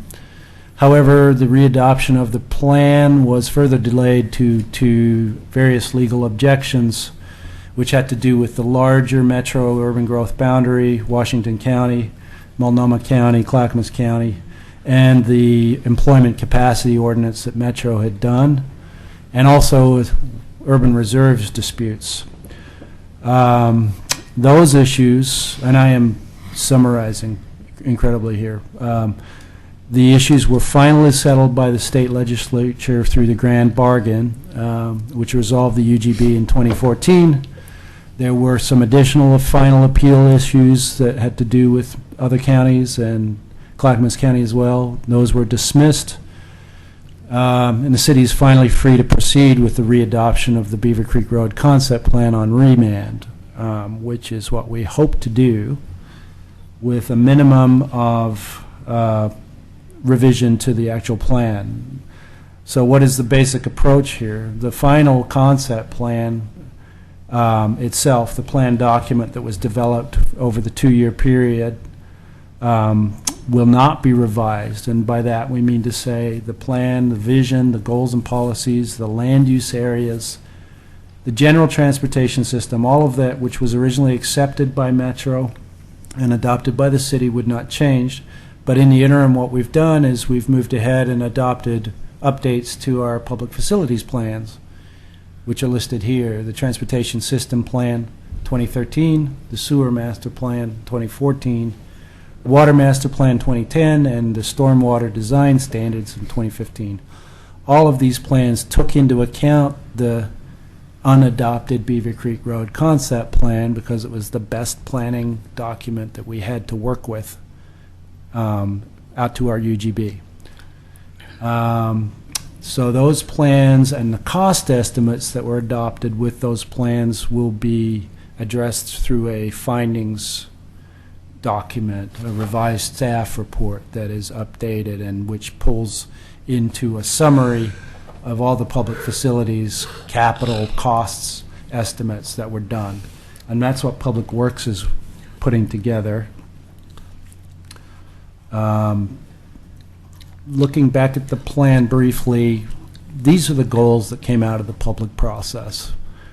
It is an area which will be a complete and sustainable community, a model of sustainable design, will create green jobs, provide sustainable industries, preserve natural beauty, have a multimodal transportation system, preserve capacity and safety along Beaver Creek Road, which is under county jurisdiction, and ODOT also has their eyes on this plan because of the traffic generation which affects off-site intersections, particularly Highway 213 and 205 intersection. As you know, the area would have and does have a unique sense of place, and it would have strong connections to Oregon City High School and Clackamas Community College, not only physically but also through programmatic things. How does this fit within the urban growth boundary? Does it get out to it, or is it? So the area that's within the plan encompasses 3 different urban growth boundary expansions that occurred. If I don't get these right, 2003, 2008, and then pre-2003. And some of the areas are actually subject to Title 11, which is the new urban growth planning requirement that Metro has. That primarily means the residential zones, but also applies to everything that you see on this list here. That's what a concept plan must address. Additionally, it has to address Metro Title IV, which is employment land. So on top of that, the area, particularly the northern half of the area, has to be zoned eventually in such a way that it meets a jobs per acre requirement. And what we're focusing the readoption goal on is limited in scope. This is because the remand from LUBA specified these issues as things the city needed to address. The discrepancy in the mapping, which I talked about earlier, for Title IV, address Title 11, the new urbanized areas. Update the updated transportation system plan from 2013 complies with the regional transportation plan for Metro and also with the transportation planning rule for the state. So a lot of the transportation issues we feel have been adopted, with the exception of some concerns about capacity for lanes on Beaver Creek Road, because there's a perception that it will create congestion and capacity problems on the corridor. However, the plan itself called for limiting the section south of Claremont, which is the entrance to CCC, to 3 lanes, and going out to 5 lanes north of Claremont. And that way they would preserve the right-of-way and keep enough space on there to allow traffic to flow by limiting connections to the Beaver Creek Road, because it's a access restricted road. That's what we're going to approach and reevaluate with the readoption. Our transportation consultant is looking at that, and we still think that that is the right way to proceed. It was based on a lot of desire not to have to expand lanes farther south. However, there will probably be need for turn lanes at the intersections to adequately provide the proper widening and flaring at the intersections and that kind of thing. police and fire services, we need to address those, as well as the goal right now is just to adopt the plan document and provide an updated set of findings for public facilities. We will adopt comprehensive plan designations at some point, not necessarily this year, but we might defer that. The zoning map and code amendments would have to come later. We'd have to provide another set, public notice and comment period for that when it's hashed out. But the potential here is that we would adopt the plan. We fully expect that it will be appealed again, and subsequently we try to narrow the scope of the review to the items that we've talked about here. Just want to summarize the 2007 community engagement that was done. There was a citizen advisory committee and a technical advisory committee. 12 citizens, there was more than that. 12 meetings with several citizens. Study area visit, 2 open houses, meetings with Metro to discuss the employment situation out there and what form that would take. A community design workshop, a day or 2, I believe. A market focus group, a sustainability focus group, websites and all posters, signage, mailers, 4 planning commission meetings and 10 city commission hearings. Ultimately resulting in a hybrid plan, which is shown here. So these are not comprehensive plan designations yet. These are the land use designations in the plan that satisfy the concept plan. The green areas represent environmentally sensitive areas. They also represent tree groves that are of special importance, and areas that are not able to be developed because they're either too steep or next to a water resource area. Trimble Creek is in this area here.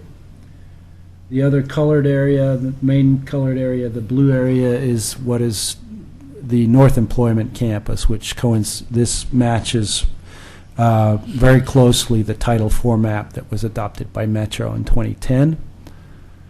Then the area directly adjacent to the high school is called the Mixed Employment Village.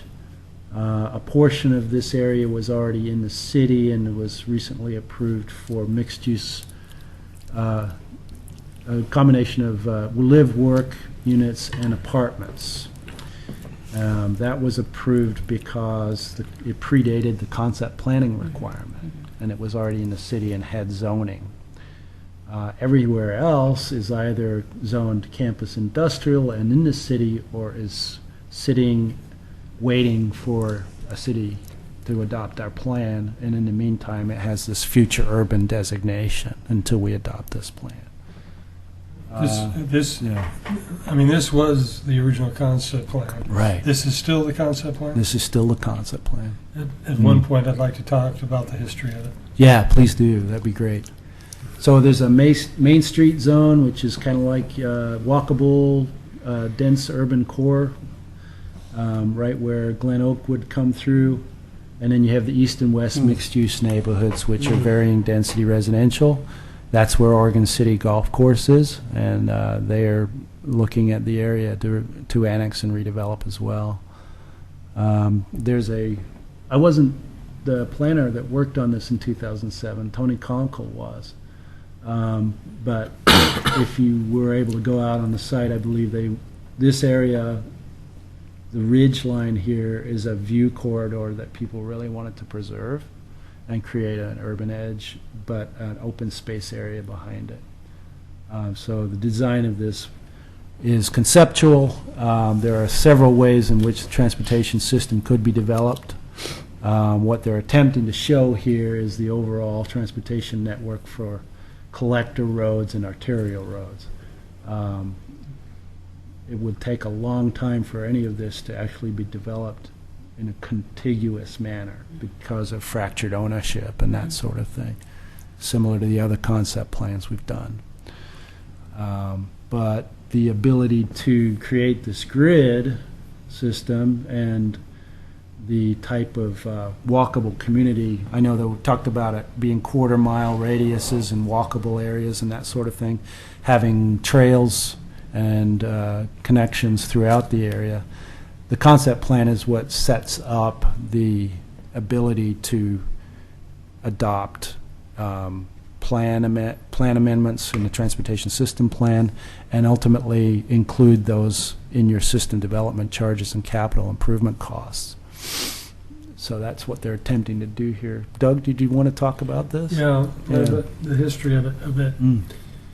It was originally when Metro accepted the proposal, was not this proposal, but it was intended for industrial land. And these meetings and these workshops, they talked about the people that are in the Fairway Downs area, that's the residential area on the southern, on the downward side of Beaver Creek there, they didn't want industrial lands across the way. And so there was a great discussion and a lot of give and take to have an area that you had as residential across from Fairway Downs, transition to mixed employment lands in front of the high school, and then have the largest section industrial. It was a great effort. It involved a lot of public comment. It was in response to public comment. And there were citizens in Beaver Creek that did not want any industrial land there at all, and that's where the suit came from. I guess it's not a suit, but you're taking it to court. The appeal, yeah.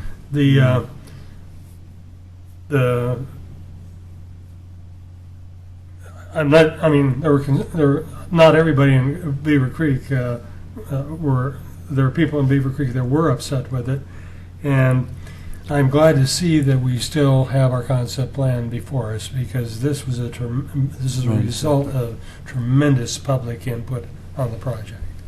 I don't know if the owners of the Oregon City Golf Course are going to go ahead with their plans. They've tried to get the land annexed twice, and have failed. But that happened during the recession, and a lot of housing developments went dead during that period of time, and we weren't able to pass a single annexation during the recession. Every annexation passed until the recession hit, and subsequent to the recession, every annexation has passed the voters. So the notion that voter-approved annexations are problematic, I think, was just driven by what people were seeing during the recession in terms of housing building.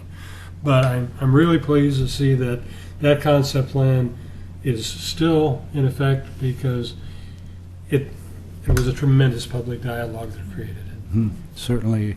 Yeah, when you read the plan document, it talks about the various plans that were discussed and how the hybrid was arrived. I was going to say, the golf course owners' original intention, I don't know if they're going to go through it, is developing workplace housing where people could have a business in the house. Oh, wow, yeah. Or on the property. So I don't know if that's going to go through that way. I don't think there's any special zoning that would necessarily apply. Yeah, we need to, that's a whole other dialogue we'll need to discuss as we go forward with this. Yeah. Can you summarize how the LUBA decision affected this, if at all? Well, LUBA essentially, dismissed a lot of the initial appeal issues, but remanded the plan back to the city because of this Title IV employment land issue. And they also mentioned a couple other things, service and fire and emergency service capacity.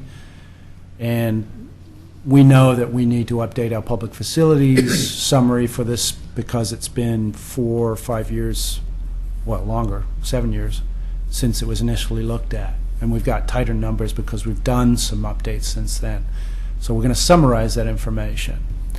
The LUBA appeal itself is very complicated. I couldn't go into all the details on that.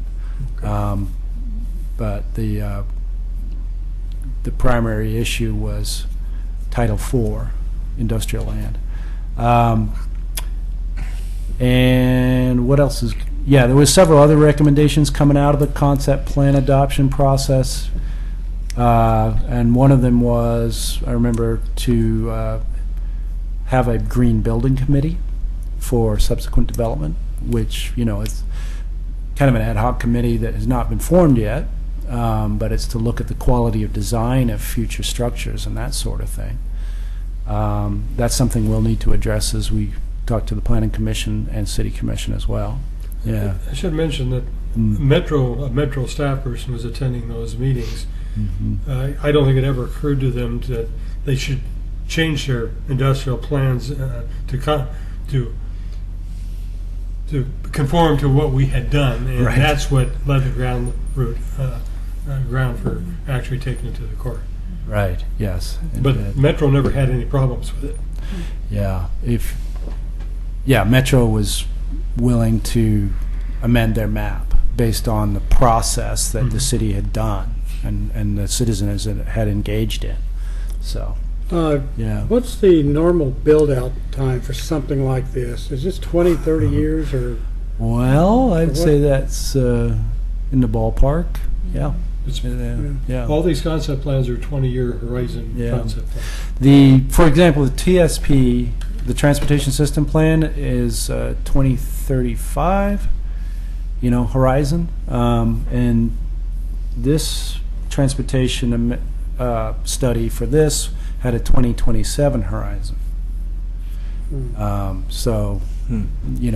looking at a little longer time scale now with the TSP update. So, yeah. The acreages are shown here. The overall total gross acreage of the area is 453. The North Employment Campus is 150 gross and about 127 net. You've got a lot of power line easements there, which are not buildable for structures, but can be used for open space. They can potentially be used for parking as well, stormwater improvement and landscaping, but not structures. Then you've got the Mixed Employment Village, 26, the Main Street area, 10. The west and east mixed-use neighborhoods comprises about 100 acres or more. So you'll see overall we net about 235 acres of total buildable area in the plan, and about what they're showing, 15, another 170 acres of either right-of-way, parks, and open space and natural area. Maybe you don't think of it. What's Maybe that? you do. No, I was going to ask about number of people. Is that where you're? Yeah, thinking? this is okay. this is off the last page of the plan, which is a graph that they estimated based on a study by Eco Northwest, the jobs per acre estimates, and there's a lot of assumptions on this plan document. Those are detailed in the plan. But they're hoping about overall 5,000 jobs and about 1,000 housing units. The density in terms of housing units is fairly high compared to other areas. That's a lot of traffic. Well, depending on how it's built and when it's built, if it was all built overnight, which is not going to happen, but that could be an issue. The thing with the traffic study in this area is that it has to account not only for the traffic it generates, but all the traffic, background traffic coming in from Clackamas County on that roadway, which is about 95% of the volume. And so, This is an issue no matter where development occurs. Right. I mean, the great aspect about this is it's so close to 213, which is essentially an expressway all the way to 205, and the great access to the airport. I think there will be a lot of industrial interest in it, particularly with the college's expansion of its program. So, but anywhere you're going to do this, you're going to run traffic problems. Oregon City isn't unique. No, not at all. No. So just Big bottleneck there. Yeah. So I think for primarily, right now, what we're concentrating on is a comprehensive plan map. We're in the process of drafting that. It's not going to look much different than this. We have zones that pretty much implement the plan already. The campus industrial zone is a very similar zone to the North Employment Campus. We have mixed-use employment zones. We have a mixed-use corridor zone, which kind of do the same kind of thing that we expect, with maybe some tweaks for uses and dimensional standards, but those won't be implemented until next year with another process. So what is our committee's role? Or if there is a role, when is it triggered? Well, this is part of the public involvement process. We wanted to reach out to various groups. There will be more refined public facilities planning. And the process would take the form of code amendments, a transportation mobility standard update, updates to our system development charges, and then the process of annexation, zoning, development review, construction will occur cyclically over time. These are the meetings that we have scheduled so far, so we're reaching out to all these various committees to provide an update on the readoption process. But I think our Yeah. involvement here is Yeah. that Thimble Creek is right Right down the way there. It's a tributary to Abernathy Creek. The steep slopes issues and everything else that were ignored in the Newell Creek development are there. I mean, they got the same kind of issues there.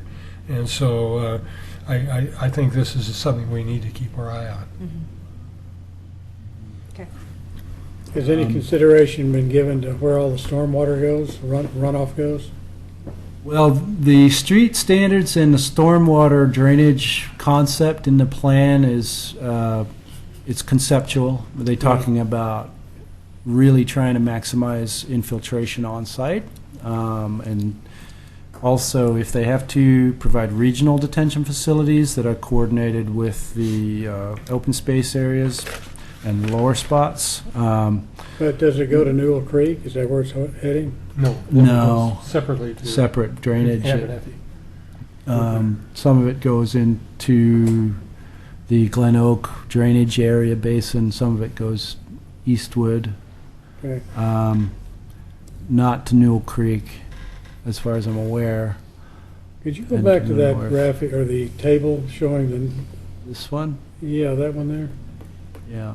I look at, anybody that looks at that and understands Beaver Creek Road understands that that's a huge bottleneck that's going to occur. There's no way out except Beaver Creek. Right. Because even if you go to Thayer, it goes to Beaver Creek. You can cut across Henry C. Yeah, there's no place to go. Yeah. And you've got 5,000 jobs. Yeah. Anyway, Yes, this is a big issue, and gotta be huge. not one that we solve through sprawl. It is one that we solve through thoughtful land use planning and Yeah. arterial corridor planning. I will point out that a lot of the people coming into that site are the traffic flow is going to be the opposite of residential residents. It's going out. In other words, our big problem is more people leaving Oregon City and going someplace else to work. This will go in the opposite time period. And that is why, one of the goals is the programmatic connections to Oregon City High School and Clackamas Community College. And, with the bond going in Clackamas Community College and the building that they would be doing, there's a potential there to really start to provide those cross connections. But the college is going to be preceding any of this. So that'll be an interesting thing. I might also mention Eric Underwood, our economic development manager, has worked with 3 of the large property area owners in the industrial land. It is, what do you call it, an enterprise zone? Right. It's an Yeah. enterprise zone, and doing some joint marketing of that land. And there are at least 2 interested, I understand, at least 2 interested parties that are interested in using that industrial land, so. Right, so the state criteria for these enterprise zones is pretty stringent, but they did relax some of their acreage requirements to be able to look at smaller parcels, which was nice. So we hope that that continues. All right, should we move on to the next agenda item? or- Yeah. All right. Thank you. So I Thank was, you, it's Pete. dear to my heart, so That's, I no, apologize. that's interesting. It's nice to have someone who worked on it so much.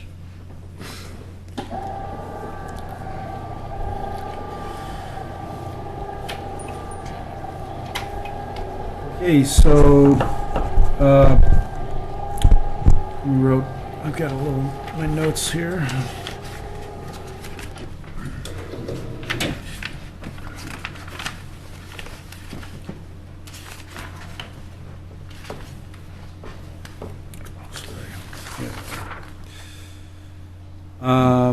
So this is a sort of an ongoing discussion item, and I don't expect us to resolve it tonight.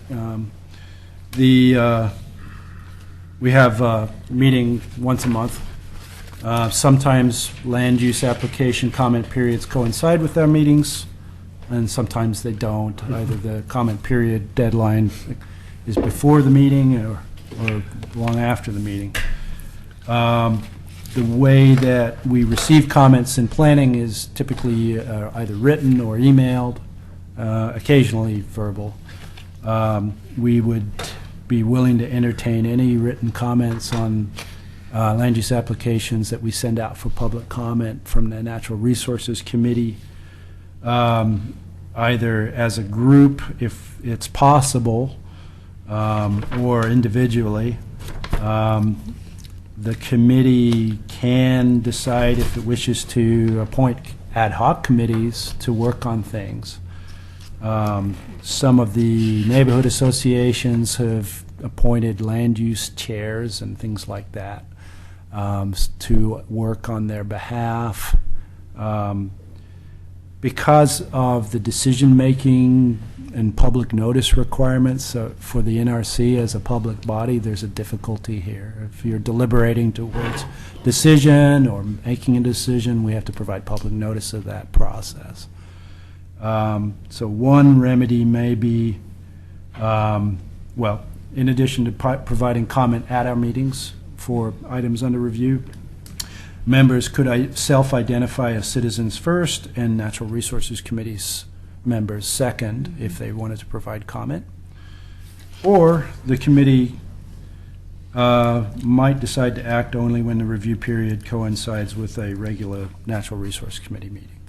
There are probably other solutions that we can discuss, and I haven't thought of all of them yet.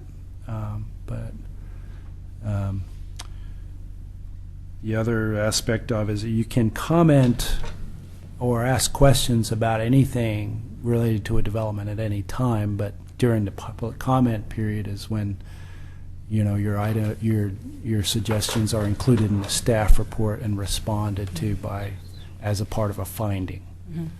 But whenever there are concerns that come up after land use approval, for example, if you're done with land use approval, but now you're going through public works engineering review, and that's when some of the details come up, you know, there's always an opportunity to ask questions of staff at that point too.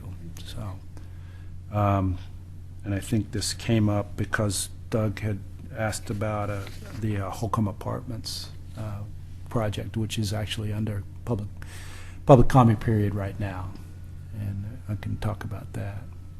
Did you all have any ideas about this? In that case, when I looked at the review, there was no indication of natural resource overlay issues or anything at that side, but I did notice that what appeared to be a ravine on the opposite side of Holcomb, and I was thinking things about stormwater impacts or other things that might influence that, but I was just looking at the photograph, and it may not be a ravine there, but it looked like there was one. There is a ravine there, and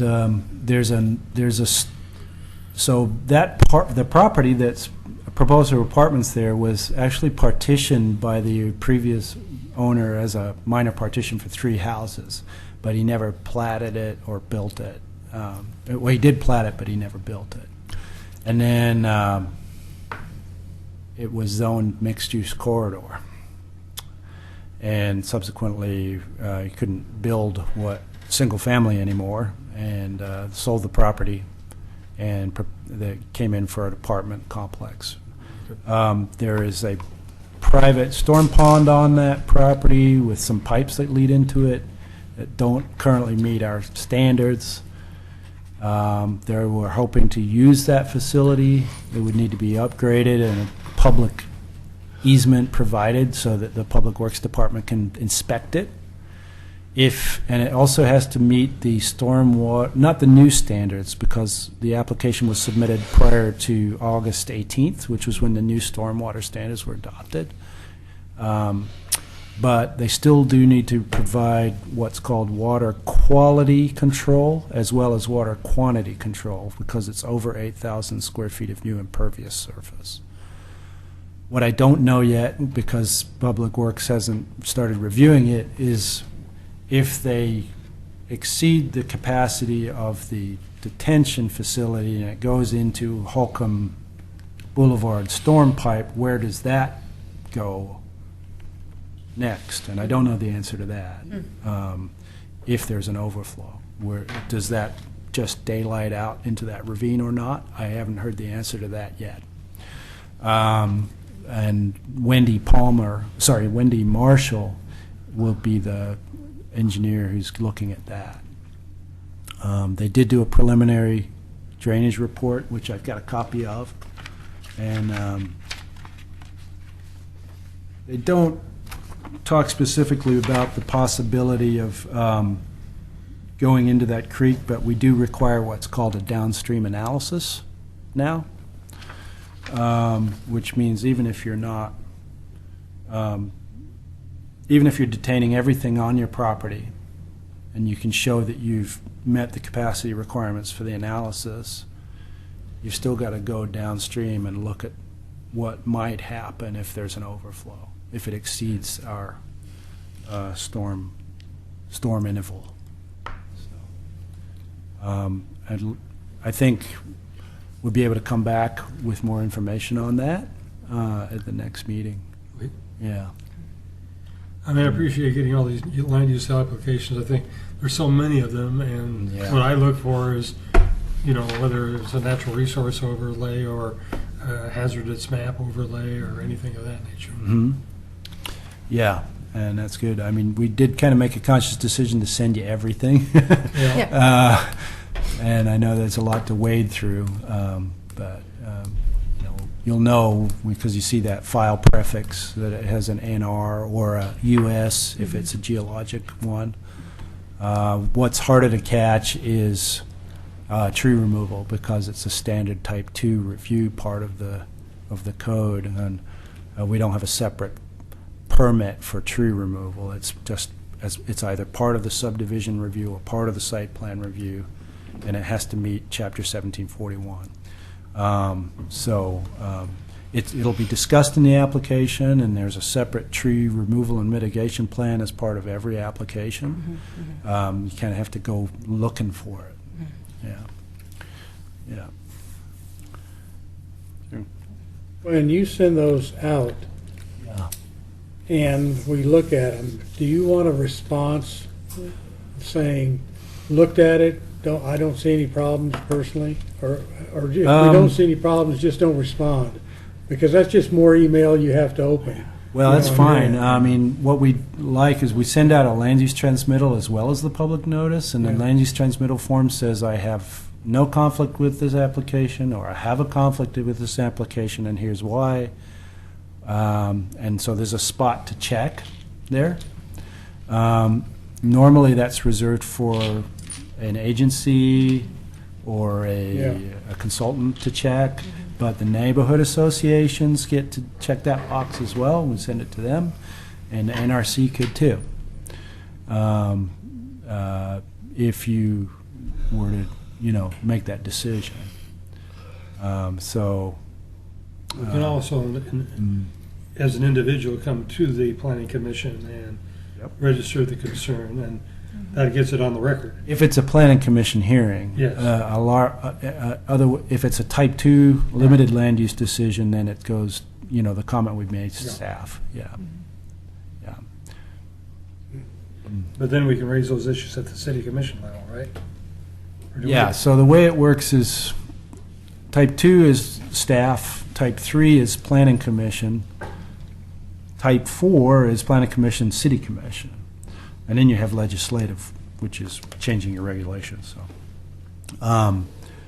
It'll usually say on the notice when the hearing date is for the planning commission, and if there's a city commission hearing, it'll state that separately as well.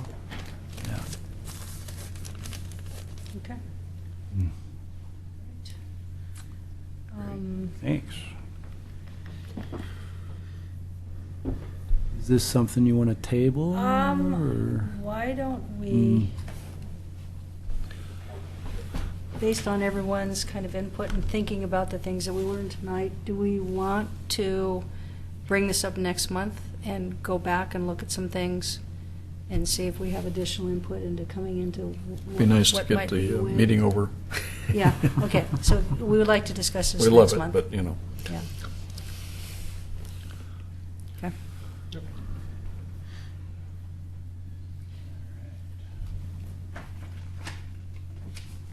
Maybe we could do that as homework, is to go in through this lens, go look at one, and then decide if we have any input to bring back to the next meeting.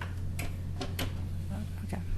Well, I think it'd be helpful if, individual members have some kind of vision about Yeah. how they'd like it to be handled, Right, that right. we share information by email between now and the next meeting, so we can get our, our thought process going. Yeah, We just need to be careful that we don't. are we're trying not to- deliberating. We're not deliberating in Yeah. those emails or Right. coming to some implied decision in the Yeah, process. that's- Just concepts, if Yeah. anybody Or, has yeah, any. or the process, just about the Pete laid out process, several possible ways to approach this, Yeah. if people have other ideas. yeah. Okay. All right. Should we forego the staff and member communications, or is there anything official that we need? I have some, Does everyone to share something? yeah. Okay, let's let everyone share something. Okay. All right, we'll start. You want to start? Because of the lateness of the hour, I'll pass. Okay. All right. We pretty well discussed everything I was going to talk about, so I'm going to pass as well. Okay. Bill?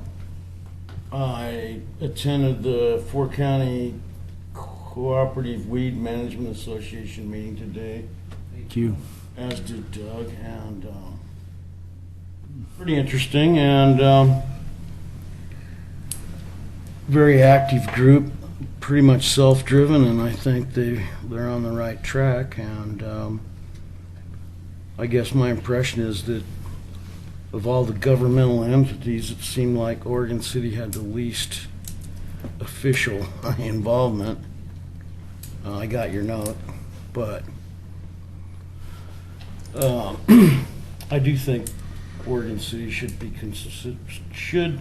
consider becoming actively involved in having an official partner status with that group. That's all I've got. I went to Birdfest, Richfield Wildlife Refuge. Let me tell you, that gave me a new vision of what a volunteer stewardship looks like. Is that on the could be. Tualatin? No, that's the one in Washington, at Oh. Richfield, Washington. Oh, yeah. The National Wildlife Refuge, and they are organized. They do a good job. They're very effective. So it gave me a lot to think about, and I really enjoyed the event as well. But so anyway, Yeah, I went to that meeting too. In fairness, there weren't that many cities represented there, but Gresham, Portland. yeah, there were the real large cities were represented, but not too many of the smaller ones. I would say that what amazes me is the new invasive species that they're having to deal with on a continuous basis. I mean, they bring up new ones, I guess, at almost every one of their meetings. The thing I wanted to put on the agenda, to be very brief, something that I'd like to see happen in terms of a proposal before the next budget cycle is that, and one of the things I wanted the stream map put on, we've got a lot of streams in Oregon City, and I think most of our residents don't know that. And I think on our arterials, our connector, our, what do you call them, collectors, it'd be nice to sign these streams that are above ground, either on one side of the stream or another, so people know the streams are there. Good idea. And Yeah. I've been Interesting. looking more and more and see Huh. more and more of them. And I think most of the city residents aren't aware that we Right. are a Right. city of streams. That's good. Good idea. I forwarded that to John, Lewis, and Martin, too, and they had some questions, so, kind of hone in on what the signage would be. You might, and you might explain that this isn't an urgent topic. I think it's something that should go on to into the goal setting sessions when we're talking about budgeting. We're in the first year of this budget cycle, but that we could discuss it this year and into the next year. Right. Wilsonville's done a really good job with that. That Yeah, whole we- thing. And then Rita from Greater Oregon City Watershed Council did get some signs put up or I'm not sure if they're up yet, but Abernathy Creek. And because of the stormwater permitting, we were able to say that there's a legal nexus between the city's stormwater permit and this sign. We're not going to tell you what the sign says because we have to be content neutral in Oregon, and it's a really tricky area. But long story short, we're okay on that one. I would just mention that three of us here on the part of the Oregon City Watershed Council. Good, yeah. All right, Richard? Pass to Jerry. Jerry? I have nothing. Okay. Well I then, thought you had a lot to say. Nope. we've already got an agenda for next month. We mentioned future agenda items. Is there anything else? Let's see, you've got a special session October 29th. Right. All right, so. And then we'll debrief on that at the meeting. mhm. Okay. Meeting's adjourned. All right.